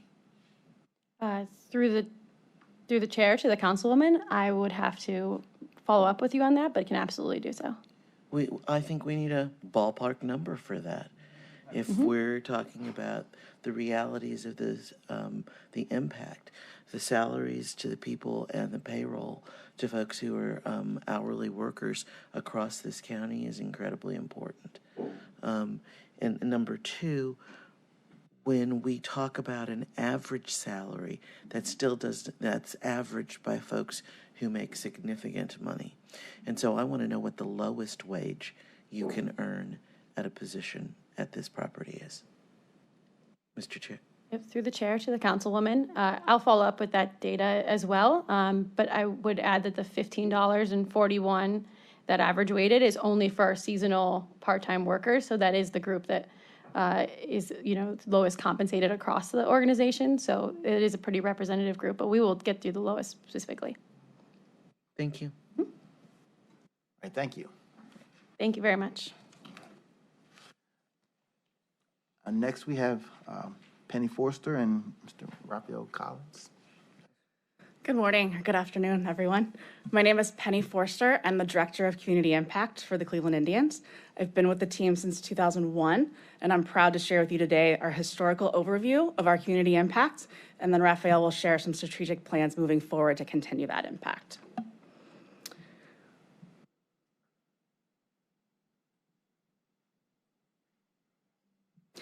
We consider ourselves guardians of the community. Our organization has made a statement with our recent name change, demonstrating our willingness to change and grow to better unify our community. We have a deep history of community involvement and philanthropic support, featuring an investment of over $71 million since our ballpark opened in 1994. Our focus is to prepare youth for success and utilize baseball and softball to strengthen the future of our community through service initiatives focused on youth education, health, and fitness.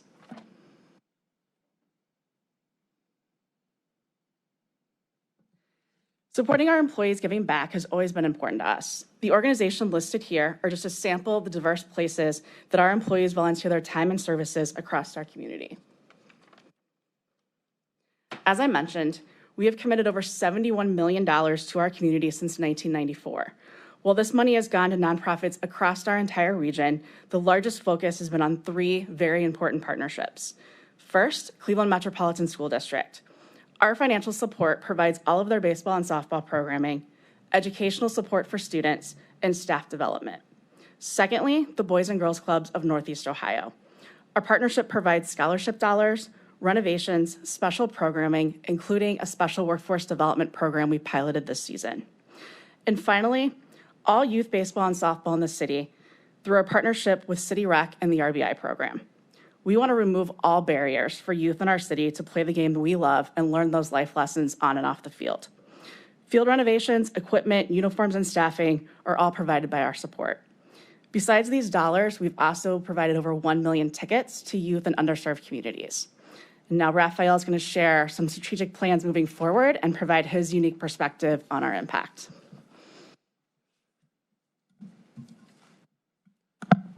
Good afternoon. My name is Raphael Collins, and I serve as the Assistant Director of Community Impact and Diversity Initiatives.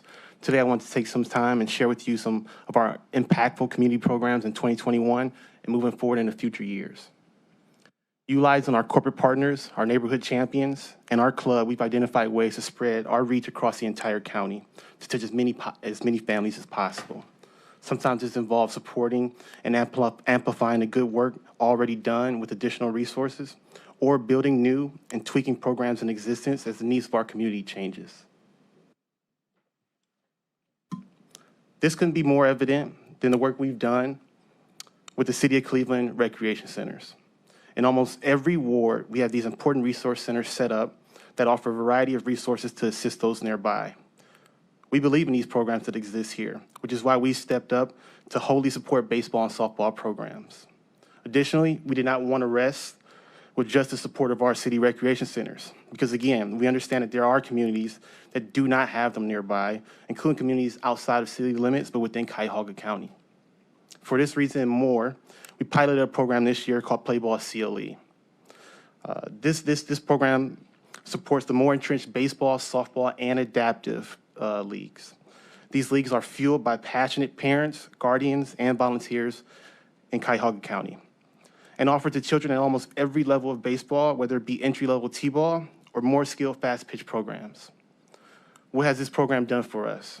It's enabled us to double the amount of kids served in the first year. Now serving over 3,000 kids in the community in combined programs, this is just the start.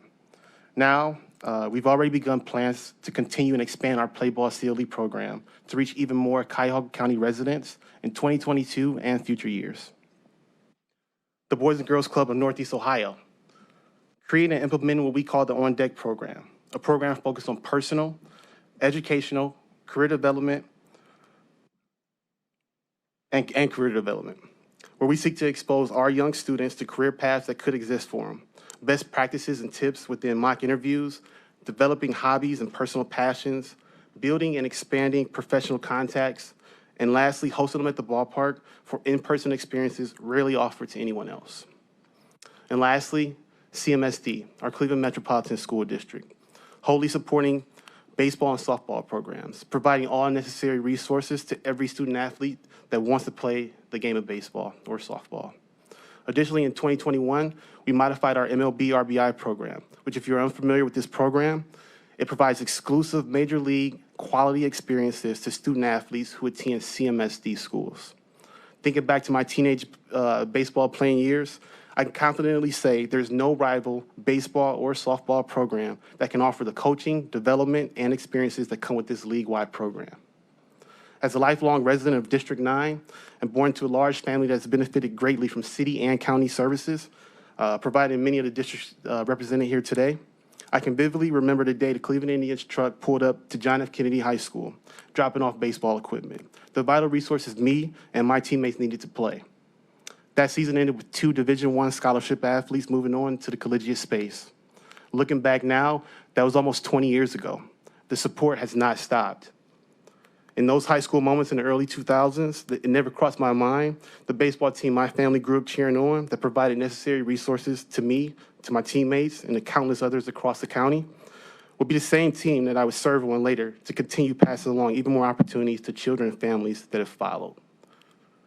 In closing, I'd like to turn it over to my teammate Neil Weiss to discuss ballpark improvement plan.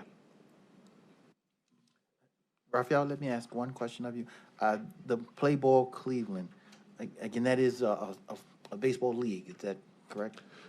Play Ball CLE, what it does is it supports existing baseball, softball, and adaptive leagues throughout the county, correct? Or it's existing leagues? Correct. Okay. I was just looking at the spread. The purple stars are the locations, right? Correct. And I see you've captured a good number right there in the core of Cleveland, some of the outer ring cities. Any consideration of those leagues in some of these first ring or inner ring cities? The one. My apologies to the chair. The one opinion that I would offer is while these bubbles represent the locations where leagues are represented, the people who participate in these leagues actually come from surrounding areas. So we do touch a lot of those inner cities, suburb rings. And it's operating through the school systems? No, so these are more entrenched leagues. My apologies, through the chair. These are not actually operated through the school system. So this is totally separate.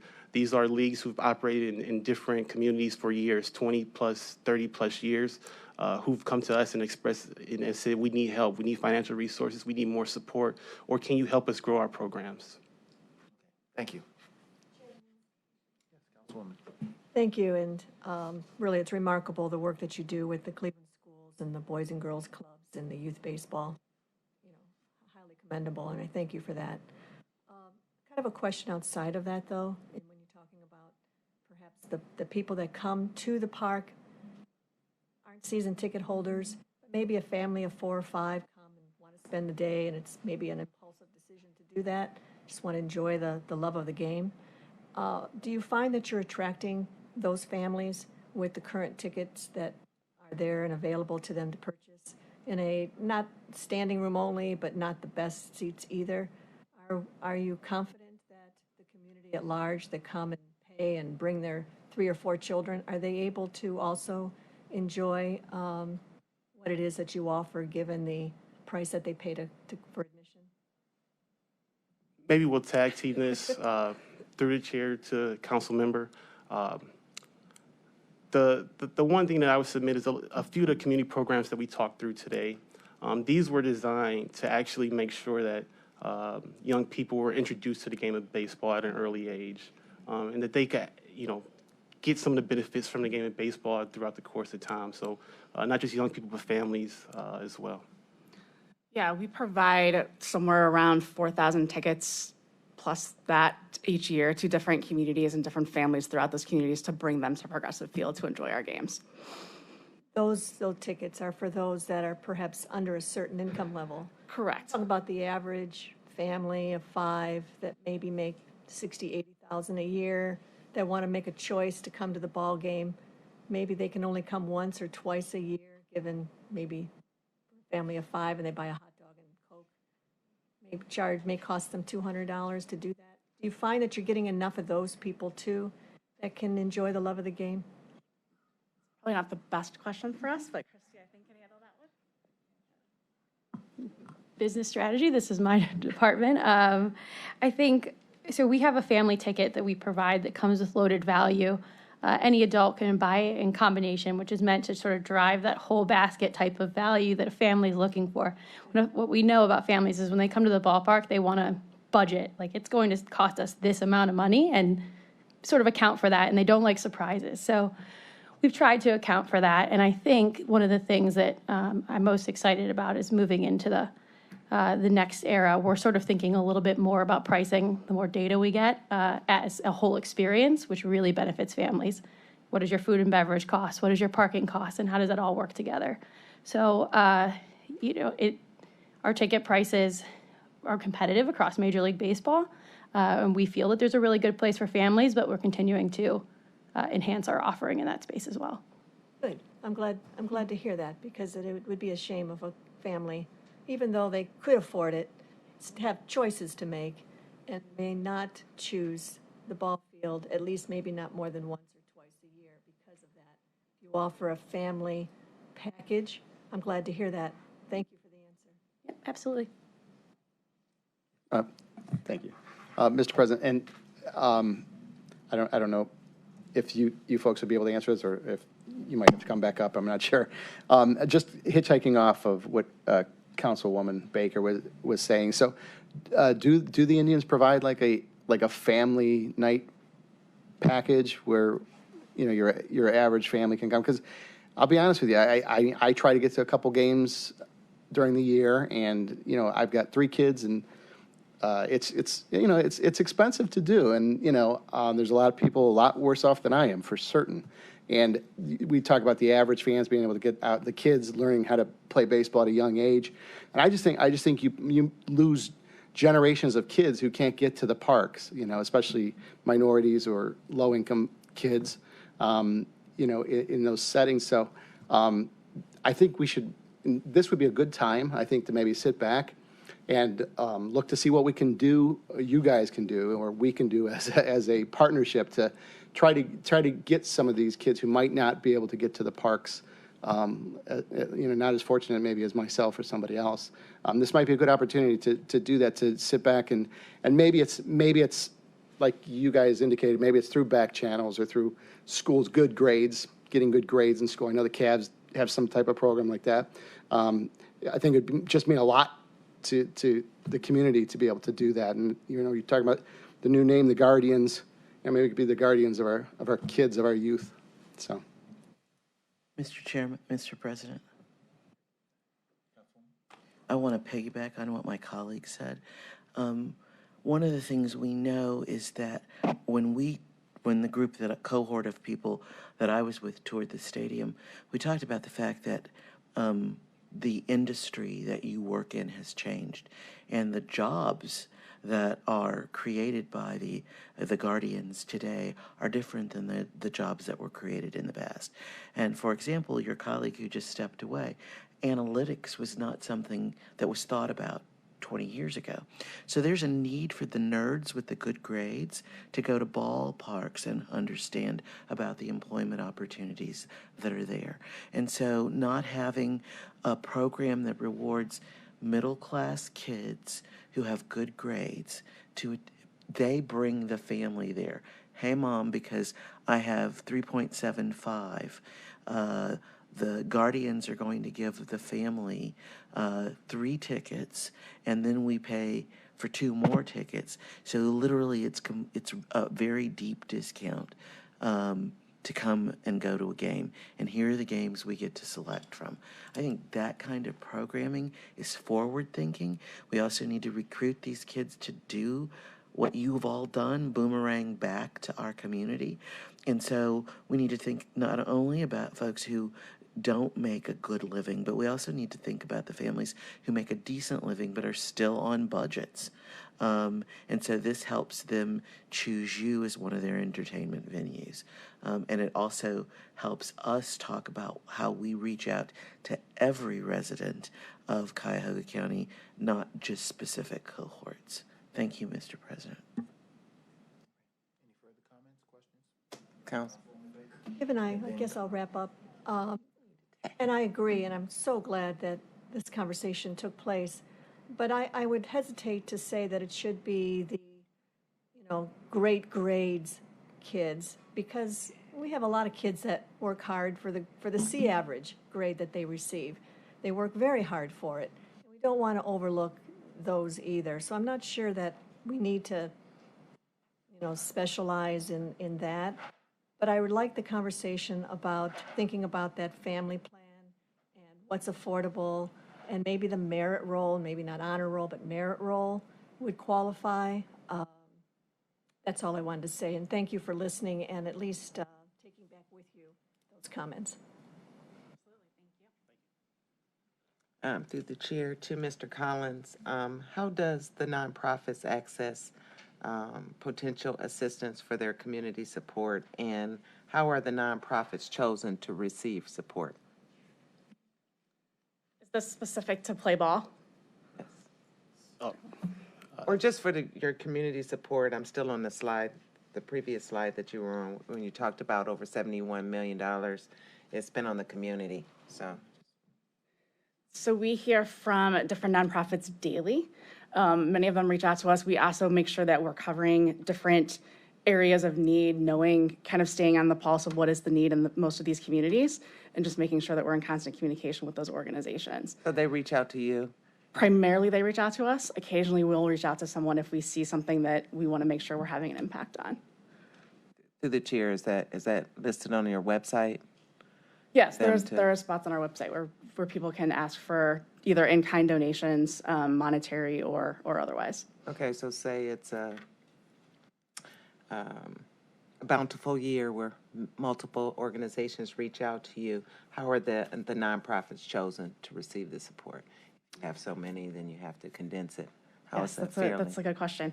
So every year we basically look at the ways that we want to have an impact, where we want to touch the community, where we feel we can have the deepest impact, and choose organizations based on that. So we understand we can't be a little bit to a lot of people, but where can we truly have a very deep impact and make a difference? Thank you. Further questions? Thank you.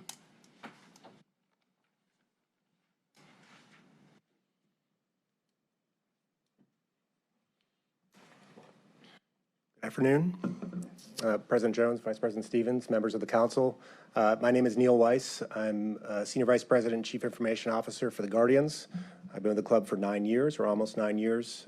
I'm responsible for both the technology for the ballpark and for the baseball systems, as well as the physical ballpark as well. Get to our slides here. So I'm also the guy that's between you and lunch, which is never a great place to be.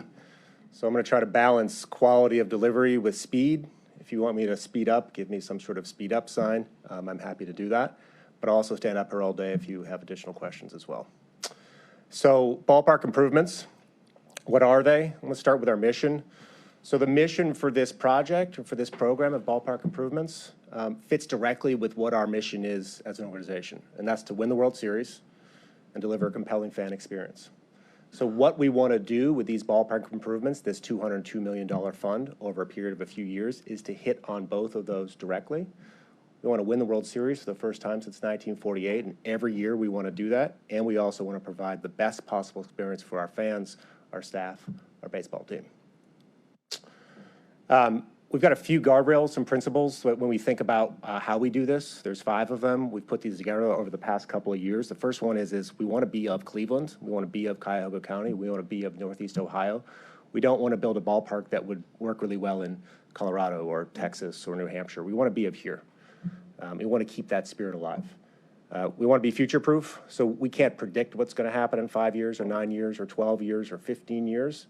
But we want to do our best to look ahead and not just create something wonderful and beautiful for today. We want it to last over that time and do our best to look in the future and figure out what those things are. We do want to be more than a ballpark. So even though it is a baseball game, it's also a wonderful place for families to come, as we just talked about, for them to have a beer, have a hot dog, play in our kids' deck, enjoy the views of the city. But at the same time, you also still want to be true to the game. So it is about baseball. You go and you want to watch the Guardians win. So those two things go hand in hand. And we want it to be a sustainable investment. So As the city grows, as the county grows, as Northeast Ohio grows, we want to grow along with it. $202 million in projects is a lot of money, and it's a lot of jobs. So we take our responsibility seriously in terms of being inclusive and equitable in how those jobs, who get those jobs, what contractors get those jobs, what construction managers get those jobs. So we've always followed the community benefits agreement in partnership with Gateway that is signed through Cleveland. We follow their minimum requirements for minority-owned, female-owned small businesses. With this project, like with all other projects, we will meet and aspire to exceed all of those. We'll focus on giving jobs to residents of Cleveland and giving jobs to residents of Cuyahoga County. So Ken Silliman, a couple hours ago at this point, talked a little bit about the difference between ballpark improvements and capital repairs. I just want to return to that very briefly before we talk about the projects themselves, because it can be confusing, but it's important to understand the difference. So on the left-hand side, we're talking about ballpark improvements. These are modernizations, right? These are new things. These are things that allow us to stay competitive with new ballparks, new venues, new entertainment venues that are building all the time. These are not the same as capital repairs, which are on the right-hand side. So a new ballpark, a ballpark improvement are the projects that I'm going to talk through, things in the upper deck, the terrace club, the service level, clubhouse, and things like that. The things on the right, which are part of capital repairs, which are part of that $8 million a year, those are concrete, replace an HVAC, high steel painting, replace glazing on windows, replace HVAC compressors, and so on. So they are distinctly different things. They are both absolutely important. The one on the right is about preservation of our ballpark to get it to 50 years. The one on the left is about enhancement and modernization of ballpark over those next 15, 20, 25 years. Okay, so what are the projects? We call this a program. There are 6 major project areas that we've been researching, and I'll walk through each of those. People ask all the time, well, how did you get to these projects? Which is a very good question. Just like on our baseball side, our business side, all of us in the room and many people as well who are back in the office or back at home, depending upon where they're working today, we are a very evidence-driven organization. We do a lot of research. So these projects come out of a ton of research work, a lot of landscape assessments, quite a bit of time spent looking at other venues here, other counties, other cities, other states, other countries. And this is what we asked our fans as well. What do they want? What's important to them? We asked our baseball team, what do they want? We asked our staff, what do they want? So the result here is from quite a bit of time of research that we're very proud of, but we also know at this point these are concepts, so we need to take those next steps if our lease approved and this legislation does go through, to sit down with architects and construction managers and hone them into things that we can actually build, which we're hoping to do in the very near future. We've talked about the cost, $202.5 million. We do have concept level estimates right now, so this chart shows them. These are based upon work that we've done on our research, and then we threw that up against a local estimator who helped us understand some of the infrastructure and engineering needs to say, okay, what's the order of magnitude of each of these? So whether or not they'll end up at this exact price, not sure yet, but these are pretty good order of magnitudes to say, how will we split up that $202.5 million? There's a couple of footnotes at the bottom that are important. It's a 2/3, 1/3 partnership. So as Ken and others talked about, as part of that ballpark improvement fund, $4.5 million a year comes from the club. That's the 1/3. The other 2/3 come from our public partners. Any overruns are on us. So anything above $2.25 million, if we go over that amount, the club is responsible for. If we go under that amount, those dollars roll into a capital repair fund, into the capital repair fund. And then lastly, just a reminder that these are at a concept level, and when we engage the construction managers and the architects, we'll have those conversations around schematic design, design documentation, construction documents, where we can get to that level where we can actually start demoing and building. Okay, first project, so transforming the left field terraces. This picture shows what is today the Terrace Club. This is an example of what potentially it could be in the future. A few notes on what this is. We really think about this as our front door. 40–45% of our customers come in, our fans come in through the left field gate right now, and they see the Terrace Club right off the bat. And the Terrace Club was an incredible spot when we opened the ballpark in 1994. White tablecloth, separate membership, It's not necessarily the same thing today, and it doesn't meet the needs and the aspirations of our fans today. We want to open this up, make it more of a social experience, not a premium product at all. We want this to be a product available to everybody in the community. We want it to be a product that has indoor and outdoor spaces. We want people to be able to see the wonderful views of the field and also connect to the upper deck at the same time. There will be some conditioned spaces in the back in concept, but you'll also be able to stand outside, watch the game, have a drink, have a beer, talk to your friends from an amazing location that today is highly, highly underutilized. And for all intents and purposes, it's basically been closed the past 2 years. One big part of this that is kind of a throughway to all these projects is we want to enhance the availability of amenities for food and beverage and so on throughout the ballpark. So we've thought about concepts like a food hall or a beer hall, that type of thing in this location, maybe something akin to a West Side Market type of concept.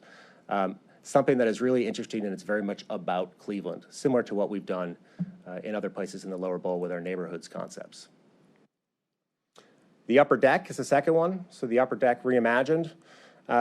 We frankly haven't put a lot of investment into the upper deck at Progressive Field since it opened in 1994, and it's time we do that. The upper deck has incredible views, both outwardly and inwardly, so out to the river and to Playhouse Square and to CSU and into the city, over towards the Inner Belt, really from all directions. And it has incredible views into the field as well, but we haven't updated how you get through the upper deck, what you can eat and drink in the upper deck, what you can see, how you can spend time with your family and friends, and it's time for us to do that. So this concept thinks about a few different things. One of them is similar to what we've done in the lower bowl, to remove some of the concrete walls, essentially, that have been very successful and create a connection through both sides. So on one hand, I can turn and look at the river. On the other hand, I can turn around and walk a few steps, and I can see the game as well at the same time. So that through and through type of concept. We like an idea of potentially the ability to traverse an inner ring of the upper deck as well, just like you can on the outer ring. So you can walk, talk, stop, see the game, have a beer, have a hot dog, talk to your friends, keep going, go out towards the city, in towards the ballpark. Again, that's connecting us to our environment. Again, a significant upgrade to amenities, restrooms, how you can get up and down from there. We want to give people an opportunity to go up to our upper deck that today they may not think to do because their ticket is in the lower bowl and there's no reason for them to go up. We want people to traverse the entirety of our ballpark if they can. As part of that, we've thought about the place directly behind home plate, the press box, and how we can connect that to the upper deck project. So it's an incredible view. It's space that we think we can leverage a little bit differently today. So we still absolutely have to take care of our working press and make sure they have modern spaces and availability and views of the field. But at the same time, we want to connect that space directly behind home plate to the upper deck, the work that we do, and allow our fans to see those amazing views from a location that maybe they haven't ever seen before. So this upper deck has a lot of those similarities to everything else I've talked about. Upgraded amenities, incredible views, that through and through type of concept. It also allows for flexibility of space. That's a common theme as well in a lot of these conversations. We want to be able to use these spaces for multi-uses, for conferences, for community events. If you want to hold your meetings there, if we've got schools that want to hold meetings there, all of our conversations in these projects are about how can we have flexibility in these spaces, not just for baseball games, but for other times during the entirety of the year, in the season and outside the season. Next project is what we're calling our dugout experience. So there's two slides here. This one is, imagine if you're looking down directly behind home plate and you pull all of the seats off, and now you're looking into a space underneath the seats that doesn't currently exist today. So the idea here is that our dugout suites, which are currently off field level and on the field, and they would stay there, as well as a lot of the seats behind home plate in various different rows and sections in between the dugouts, they would have access to this space directly underneath, which today is individual rooms for our dugout suites. We would open all of that up and make it a more of a social space for all those people that sit there and give them dedicated restrooms, dedicated food and beverage, technology, memorabilia, potentially some access for seeing some of the behind the scenes things from a baseball side. Doesn't take the roof off of the dugout. It doesn't. Yeah, this previous slide was just, it's hard to see from this slide. That was just to indicate that there is a space underneath those seats. The dugouts stay exactly the same. We may you'll see in the next slide, we may flip first base and third base where home team is and visiting team for other reasons, but it doesn't really remove the look and feel of the dugouts themselves. So a little bit more about what this project is. It does create a better social experience for that customer base. Those are some of our longest tenured loyal fans. We've got a lot of people who are in those seats who have been fans of ours for 25, 35, even 50 years. People that had seats at Municipal Stadium long before Progressive Field even existed. It does create a concept of 200 or so raised seats in the middle. You can see in the bottom right-hand side of this slide, which are more of kind of a platform seating with slightly larger padded seats. But the availability for that space below is for those people, as well as a lot of people to their right and their left, as well as people in the dugout suites. Okay, so behind the scenes, so surface level and clubhouse modernization, we talk about winning the World Series as obviously our primary goal, and it's the first part of our mission. That's what this one is all about. Many of you came on a tour, and other members of the council over the past couple of weeks, and saw that our service level, kind of in the basement of the ballpark, it essentially hasn't been touched since 1994. And if you think about the fact that we have more wins than any team in the American League over the past 8 years, and we do it at 40% of a payroll of the Yankees or anybody else, I mean, we do it in a facility where we just haven't put a ton of time into it. It's fairly amazing in terms of what our baseball operations team has done and what our baseball players have done. But for us to continue to be competitive and try to win that World Series, we do have to make some physical changes to our clubhouse and all the amenities around it. So that's what this project is about. The general concept is we would flip the third and first base dugouts. The home team would move to the first base, the visiting team would move to the third base, and we would take a large percentage of that service level in and around the clubhouse and renovate it. There are a lot of changes to the way that baseball was in 1994 to the way it is in 2021 and is continuing to grow in this decade that didn't exist in 1994. The way that we feed our players and our staff and our coaches, everything about nutrition, hydrotherapy, biomechanics, sports therapy, video analysis, none of that existed in 1994. They all exist in our primary components of how we try to win the World Series today. So this is about making those changes to fit how we operate with the spaces within which we work. Quick visual representation. Some of you saw this when we were here. These are our kitchens and our dining facilities for our home and visiting teams. They are essentially the size of this podium up towards where you're all sitting right now, probably a little bit smaller than that. We feed all 26 members of our game day roster, 8 or 10 coaches, and 20 to 30 other staff at a minimum through a very small kitchen and a very small dining space. That is, it's essentially requires us to do things that are very difficult to do, and people pick up their food and eat sitting in front of their lockers. We pride ourselves in what our staff eat, and that is nutritious and that allows them to perform the best they can. This is an example of where we're essentially failing today, and Major League Baseball has been giving us failing grades on these spaces in the past few years, and we do have to work on making them better. Lastly, as part of the Ballpark Improvement Fund, the last project is what we call a dramatic new front door from the Gateway Plaza. Neil, is your intention to expand that kitchen area? Yes, Enlarge it? absolutely. The kitchen area would be expanded. We would likely create a consolidated space that can cook food, store food, and deliver food for both home and visiting. Right now, they're in separate spaces, so it's highly inefficient as well. And we would make it larger and make it a place where, frankly, players and coaches and staff can eat and talk and collaborate. I think we all know eating spaces are communal spaces, and we see how successful that has been at our academy out in Arizona and the work we do in the Dominican Republic, where they are kind of bigger communal spaces. We just can't allow for that right now because there's just not enough room for people to sit. So they would get slightly larger, yes. Don't make the visitor space too big. No, visitor space, and then home space, there'll be some sort of we do have requirements for Major League Baseball in terms of what we have to allow for our visiting space, but I think it probably would be less big than what it would be for the home side. Yes. All right. Leave it at that. So on the right-hand side of the slide is our admin building. Sorry, Neil, I do want you sure. to get the presentation in, but if there's a question from my colleagues. Yes, go right Thank ahead. you, Mr. Oh, I'm sorry. Go on, Marty. Okay. Oh, Councilman, go right ahead. We'll wait, continue. Okay. On the right-hand side of the slide is our admin building. where our staff works. We have 300 to 350 full-time staff in that building. It's 3.5 times the size of what our staff was in 1994. We're just simply long out of room. We put people into conference rooms, we put people into office spaces with cubicles and so on. So we physically don't have enough space, and it also doesn't meet the way that we work today versus 1994. A lot more technology, a lot more collaboration. We're unable to feed our employees directly in that building right now.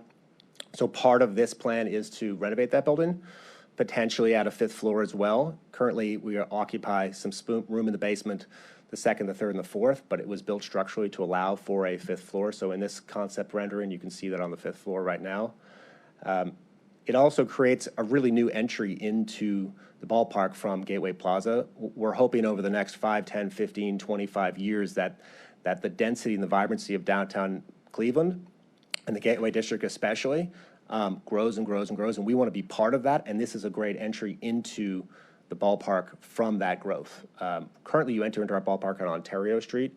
This would change that entry, and it's in the middle, kind of at the bottom where those lights are, where those people are walking in. Above that would be a new space over what is currently our box office that we would fill in to potentially use for conference space, community space, again, to hold for meetings or for people who want to use those spaces in the off-season and so on. We would potentially flip the team shop, which is currently inward-facing in the ballpark, to be outward-facing where our box office is today. So you can see that in the bottom right-hand side. And then over the left-hand side, that actually ties into the first one of these projects I talked about, where the Terrace Club is today. It brings in a lot more light. There's potentially some room up above looking out towards the river. And all the way over to the left-hand side, where our gate, left field gate is right now, where 40 to 45% of our fans come in. We want to reimagine that space a little bit. Our goal is to have our fans, when they come in through our gate lines, for that experience to be simple, intuitive, and easy, so they can get to the things they want. They want to bring their family and bring their friends in, watch a baseball game, get something to eat. So we can do a little bit of work on that gate line as well to make that the best possible experience we can. So when would it happen? If our lease was approved through the county and through the city, and if the legislation was approved, obviously, we're looking ahead at, okay, how could we do the full design and the construction across a period of years? This chart shows what our concept is of what that could look like. It shows a little bit about how those projects could overlap from a design standpoint versus construction standpoint. In the best case scenario, we would love to be starting construction on the first 1 or 2 of these projects a year from now, or more likely a year from November 5th, after our World Series parade. We would immediately start working on 1 or more of these projects, and then we continue that work for 3 to 4 years. The bottom of this graph shows a little bit of a pay down schedule. So obviously, we understand how much money we're talking about here, that there are requirements for how that money is paid over a period of time. This is our current best estimate of how that pay down schedule would go from the beginning of the project till the end of the project for that $202.5 million. Thank you. Thank you, Neil. Thank you for the presentation. I have to say, I was on the tour, and I could see how outdated it was when we actually got in there and saw, and just how needed some improvements are. Thank you, Mr. President. Thank you for being here this afternoon. Yeah, I think having all the council members attend the tour was very helpful. You got to see, especially when it comes to player needs. One of the questions I had, and I might have posed it to you on the tour, is are there any plans for upgrading, other than those seats behind home plate area, for the seats in general? Are there any plans in the works for that? It didn't appear to be part of the project. Good question. So through the chair to Councilman Tuma, yes. Right now in our capital repairs schedule, so Ken Silliman referred to the facilities assessment work that Gateway did in partnership with us. On a regularly scheduled process, we have to restore or replace or upgrade chairs that are broken or old. So we have that schedule for when we will do that replacement. The tricky part with that is if we're going to do, let's say, the upper deck project, and part of that includes replacing or changing chairs then, and we're going to do that in 2 years or 3 years from now, we may decide to wait for that project and do it as part of that and not spend those capital repair dollars then. But for everywhere else where we know we are not doing any projects at all, they have a very specific capital repair schedule where those chairs are replaced. I appreciate that. And I just want to, add my own personal thoughts to this is in the end, nothing more than winning brings fans to the ballpark. Yep. And I know you guys are committed to that.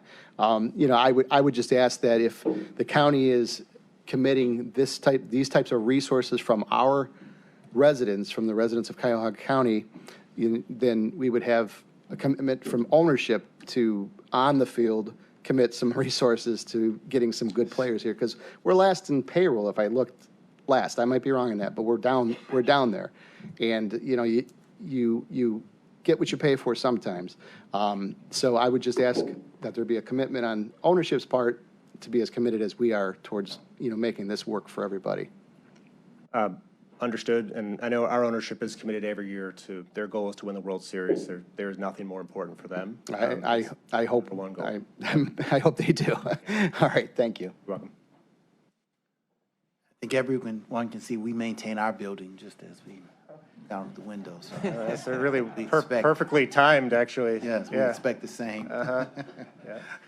Councilwoman Conwell, the floor is yours. Okay, thank you. Through the chair to Mr. Weiss, 2 questions in regards to your ballpark improvements and capital repairs slide. Number 1, all of the reimagined spaces that you shared with us, are these guaranteed to be done, or is there a potential for a design change? And if changed, does this contract allow for the county to be notified? Through the chair to Councilwoman Conwell, I wouldn't say that there's a guarantee that they'll look exactly like on these renderings. These are very much areas that we are extremely interested in doing through a ton of research. I wouldn't expect there to be vast changes in projects, but through design, I'm sure there'll be at least small ones. And as those small ones happen, as we partner with Gateway, one of the things that we would be required to do would be work with Gateway on any of those design changes so that they have some oversight and can participate with their third-party engineering firm to assure that they still meet the requirements of whatever our deal is and that they fit in the deal. I know, like, what curtains and carpet, but I'm talking about, like, the major changes that you're talking about. I just want to make sure that, especially the terrace boxes you showed us. So just to be clear that if you guys changed your mind in any way not to do that at this time for whatever reason, that we would be, just to know if we would be notified, because many of us, I think all of us went and saw at different times the various needs in certain areas. So for me, I'm just kind of, sold on certain things that need to be done. Through the chair to Councilman Conwell, I totally agree. I would say that I don't know yet what the exact process is for that acknowledgement, but I do know that we've done this a few times before, and we've always been very cognizant of making sure that any design changes, if they're major, like the work that we did with our master plan work in 2014 and 15 and 16, that there was full notification of what they were. Okay, thank you. And my second question through the chair is all of the ballpark improvements and capital repairs that you spoke of, how do you go about notifying the community of the work that needs to be done so they can equitably bid for the project? Through the chair to Councilwoman Conwell, good question. As I mentioned earlier, our commitment is to meet or exceed the community benefits agreements through City of Cleveland, in which Gateway has worked under, which we've worked with Gateway over the past 8 years or so. I do believe that it'll be imperative for us to, as we build out the process with Gateway for putting RFPs on the street for construction managers and so on, for there to be an attached relationship to that says commitments for who can bid on those and availability for anybody to bid on those. We've done that in the past on other projects. I think we've got a lot of good comps from other projects in and around downtown recently. And we'll make sure that that language is very clear in those RFPs as the expectation for availability for any and all prime contractors to be able to bid on those projects. Councilwoman? Thank you, and thanks for the tour yesterday. Appreciated it. I, too, was surprised at the feeling like I was in a time capsule. So saying that you haven't really touched the basement since 1994, I believe that's true. and was surprised by that, actually. So just to clarify for the ballpark improvements that we were discussing, primarily down in the basement level, those ballpark improvements, even though they're not capital improvements, and I know there's a difference here, we're still talking bricks and mortar. We're not talking, just so our constituents know, we're not talking equipment or uniforms or furniture or any of the soft costs that go into the design once it's there and available. It is just the bricks and mortar to accommodate what it is that you'll need to buy in order to have the up-to-date equipment that you need for the players that they're used to having if they come from another team. Through the chair to Councilwoman Baker, yes, with a caveat. Let me explain. Soft costs, for example, like architecture and engineering services and so on, those would be filtered into the cost of some of these projects through the Ballpark Improvement Fund. But uniforms, bats, balls, those types of things, those are 100% not related to this, and they're our responsibility. I think one of the keys is in any of these projects, you see line items called FF&E, fixtures, furnishings, and equipment. Really what that means, that's generally things that are fixed. So a locker or set of lockers in a clubhouse will be part of this project, but the things that go in that locker are not. Or high-speed camera systems. So the fiber and the data that's needed to mount a camera and the infrastructure for it, the mechanical infrastructure for it in a batting cage would be part of this project, but the physical camera that gets attached to it is not. That's our responsibility. Thank you for that. I did understand it, but I just wanted to make sure I was understood. The Gateway, will they be responsible then to know what the line is that cannot be crossed? Is that how we get the accountability for that piece? Yes, through the chair to Councilwoman Baker, absolutely. So as we work today with capital pairs, with Gateway and projects in general, everything runs through them. So they have some responsibility to look at it and say, is this or isn't this a capital pair? Is this or isn't a ballpark improvement? And so what they do, and they have some third-party consulting resources as well, is they look at those things and say, does it meet the guidelines and the requirements for what this thing is supposed to be? And if it doesn't, they come back and talk to us and say, we need to have a conversation. They do have a set of guidelines that they're able to understand the difference. They do. Councilman Sweeney? Thank you, Mr. President. Welcome. We're winding down now. Just two questions. We didn't talk about the Progressive Field sign out front. And just wondering what the link in the contract is, and hopefully they're going to continue on. And if not, a new sign has to go up. Can you go over that a little bit on concept, maybe? Sure. Through the chair to Councilman Sweeney. And I'll start this, and then if I have to call a lifeline, I will. But that sign out front, there's an element of it that has to change regardless of this conversation because we're changing from Indians to Guardians. So there'll be some sort of a change there as well. That sign, which is essentially our park mark with our naming rights partner with Progressive Insurance, whether or not it physically in totality beyond the Indians and the Guardians piece has to change, I don't think we know right now. It potentially could, but the only thing I think that we know that we have to change right now is just literally from Indians to Guardians. And I'm assuming you're talking about the one on the corner of Carnegie. Oh, absolutely. and Ontario. That's the main feature on the highway. It's no Progressive Field. And I know there'll be some changes in the next 12 to 18 months on just from Indians to Guardians. Whether or not the entirety of the thing has to change, I don't think is necessarily a focus of these concepts right now. Thank you. And through the chair, just on what's the length of the lease? I'll get it later. So that could be a question that comes up, and if it's a change, it's going to be a dramatic improvement just a different look for our stadium. Yes. And number two is the non-baseball events that we have the privilege of expanding the wonderful use of this facility in regards to what you're doing now. Is there any modifications for the stage or for the Beer Fest or whatever? Remember that one time we had the sled Snow ride days. in? Yep. Everybody remembers that fondly. Yeah, right. That was actually the year before I came, so I can't really speak to it. Through the chair to Councilman Sweeney, those other events and those non-day game events are important to us, and we are starting to do more of them. Last week we had Topgolf for a few days that I think was very well received. That came in, people stood on a platform over our Discount Drug Mart Club area, and they hit 9 irons into the field, and people loved it. We're doing, Elton John is coming for his farewell tour next summer. We are looking to do more of those and to utilize this ballpark, this public asset, more than we do today. I think it's a long run, maybe, for us to, we're not going to be what the Chicago Cubs are or the San Francisco Giants or whatever, who do things 290 days a year. And our partners next door at the Cavs, they also do quite a bit of events as well, so we're not looking to compete with them. But all of these projects, one of the questions we ask ourselves is, can these spaces also be flexible for something else? So what you'll see in these spaces, especially the Terrace Club, we talked about the press box area, the upper deck, behind home plate. How can we make those spaces useful for something else than just baseball?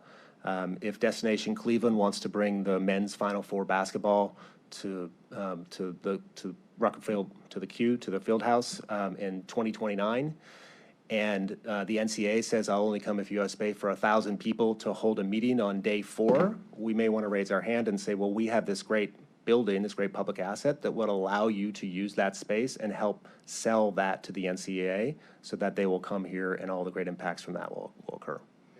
True partner that you are. And Mr. President, to Mr. Weiss and our CEO, my apologies for schedule conflicts for not taking the tour. There's not lack of interest in this particular thing. No problem. I mean, anytime you want to If come. I need one, I'll come over, but Come on over. just want to let you know that Sure. this is a schedule conflict for those 3 dates. No problem. And thank you for your answers. Welcome. One last question. During the presentation, we received the jobs and workforce inclusion numbers. It said 15% minority business enterprise workforce participation. So it spoke to workforce, but it didn't reflect the contracts that minorities. So in the future, we'd like to hear a little more. A dashboard for this body is excellent that speaks to contracts, workforce, and sometimes apprenticeships. But those are the main benefits, a job, a contract, or being trained for a job. Absolutely. Mr. President, can I After piggyback those. on that? So, yes, we have a few more minutes, a few minutes left. Sure, we're going to let you have the. I want to be as concise as possible, Mr. President. When my colleague and I were there just the other day, one of the things that is incredibly important to both of us, and I believe this entire body, is how you bid out this work. And so that was mentioned briefly earlier, but we couldn't be more interested in how you recruit participation from women and minorities to have the big dollars in the rehab and the improvements, modernization of this facility. So if there's one thing that I can have you leave with here today is an understanding of how deep our commitment is on this, and that we don't want it to be an afterthought by the Guardians, but a forethought. And if you can be as progressive as possible as how you work with people who have, in some cases, there are firms that are multi-generational and that have done work nationally. And if we don't use regional firms, we need to reach out and do that. I spend my time all across Northeast Ohio, and everyone is excited about keeping the Guardians in this marketplace and having this county invest in it. And so you have champions here, but you can't keep us as your champions if you don't take care of the people we are voted and elected to serve. So this is an incredibly important opportunity for all of us, for your company, for the industry, for us, but please don't leave us out of this process. Thank you. Through Chair to Vice President Stevens, absolutely. I appreciate that. And everything you said on our tour the other day, we take to heart. I think we understand this process to some extent, but we need help too. So I think we're going to have to leverage people like yourself and members on the council, the Citizens Advisory Council on Equity, who we've already started to talk to as well, for that help to make sure that we do it right. So I appreciate those words. I think this was a great first meeting. We will continue on Tuesday of next week in our, again, two of at least the 3 scheduled committee of the whole meetings regarding this item. So again, thank you. If there are any questions along the way, then feel free to send them to Joe. Mr. Chair? Mr. President. Yes. Oh, I'm sorry. Go ahead, Mr. Miller. Mr. President, my colleagues, we can't go into finance and budget without a little bit of a break. We're going to convene at 1:15. 1:15 for the Finance and Budget hearing with Sig Persons. Thank you. Mr. Chair, I would just like the record to reflect that Council Members Brown and Stevens are in attendance. All right, excellent. All right, so we have more than a 5-minute, but a 20-minute recess in between our committees. All right, again, thank you everyone for being here. Meeting. Good job.